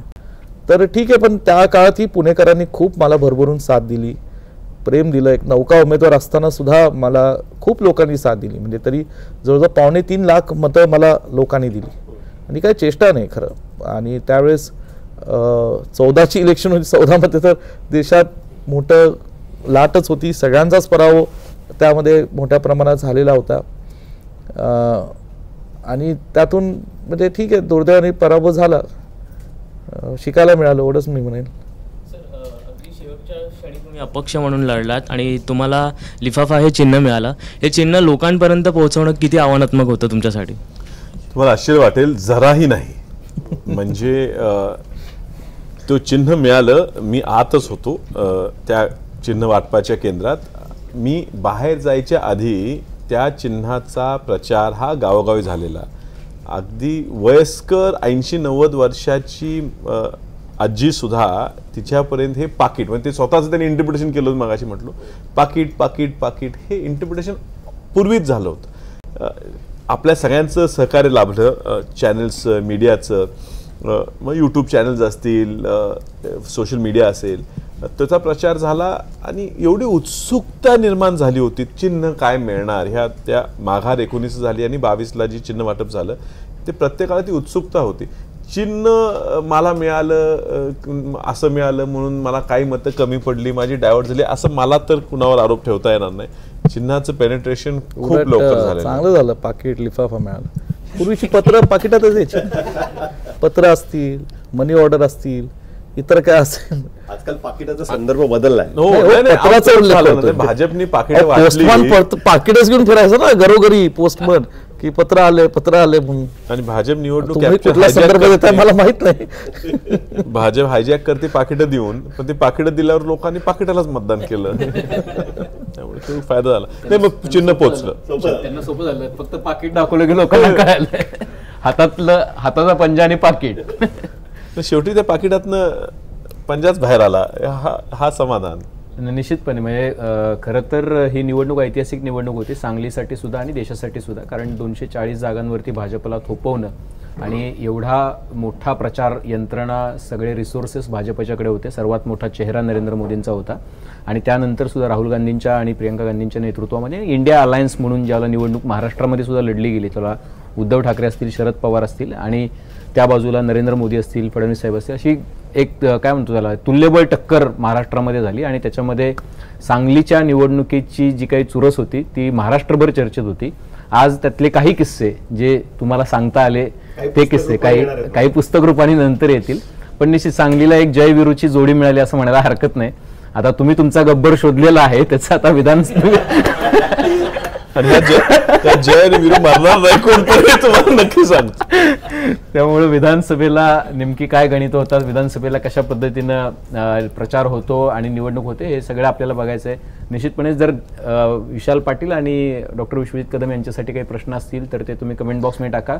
विधानसभेला तुम्हाला यायचं आहे कारण ती निवडणूक तुमची असणार आहे. नाही, पण या सन 2024च्या जय विरूच्या शोलेच्या कहाणीमध्ये हेमा मालिनी नाहीत आणि जय मरत नाही. बदललेली स्क्रिप्ट आहे, त्यामुळं डॉक्टरांनी लिहिली स्क्रिप्ट आहे, त्यांनी यावेळेला बऱ्याच स्क्रिप्ट लिहिली, विजयाची स्क्रिप्ट, त्यामुळे ते स्क्रिप्टचे लेखक पण तेच आहेत. त्याच्यामुळे यामध्ये जय विरू यातलं कोणी मरत नाही आणि हेमा मालिनी नाही, ह्या दुरुस्ती सकट स्क्रिप्ट आलेली आहे. पण बघूयात गब्बरचं काय होतं, अजून त्याचा फैसला व्हायचा आहे, त्याच्यामुळे विधानसभेपर्यंत आपण वाट बघूयात. हा म्हणजे त्यामुळं विधानसभेची निवडणूक तुमच्यासाठी असणार आहे आणि निश्चितपणे त्याची तयारी आत्तापासून चालू झाली. त्यामुळे डॉक्टर तुम्हाला आत्तापासून आम्ही आमंत्रित करतोय की चावडीला तुम्ही निश्चितपणे या. विधानसभेच्या निवडणुकीला अशाच पुन्हा एकदा गप्पा मारू आपण. राजकारण समजून घेऊ, किस्से, आणि त्याच्यामुळे एक डॉक्युमेंटेशन पण होते, खूप मोठी गोष्ट असते. तर तुम्हाला ही चावडी कशी वाटली, या दोघांशी झालेल्या गप्पा कशा वाटल्या हे कमेंट बॉक्समध्ये नक्की लिहून कळवा. बेल आयकॉनवरती क्लिक केलं तर सगळे अपडेट्स मिळत जातील. सर्वात महत्त्वाचं म्हणजे मुंबई तकचं यूट्यूब चॅनल सबस्क्राईब करायला विसरू नका. वेळात वेळ काढून तुम्ही दोघांनीही मुंबई तकशी गप्पा मारल्या त्याबद्दल आपले मनापासून आभार. पाहत रहा मुंबई तक.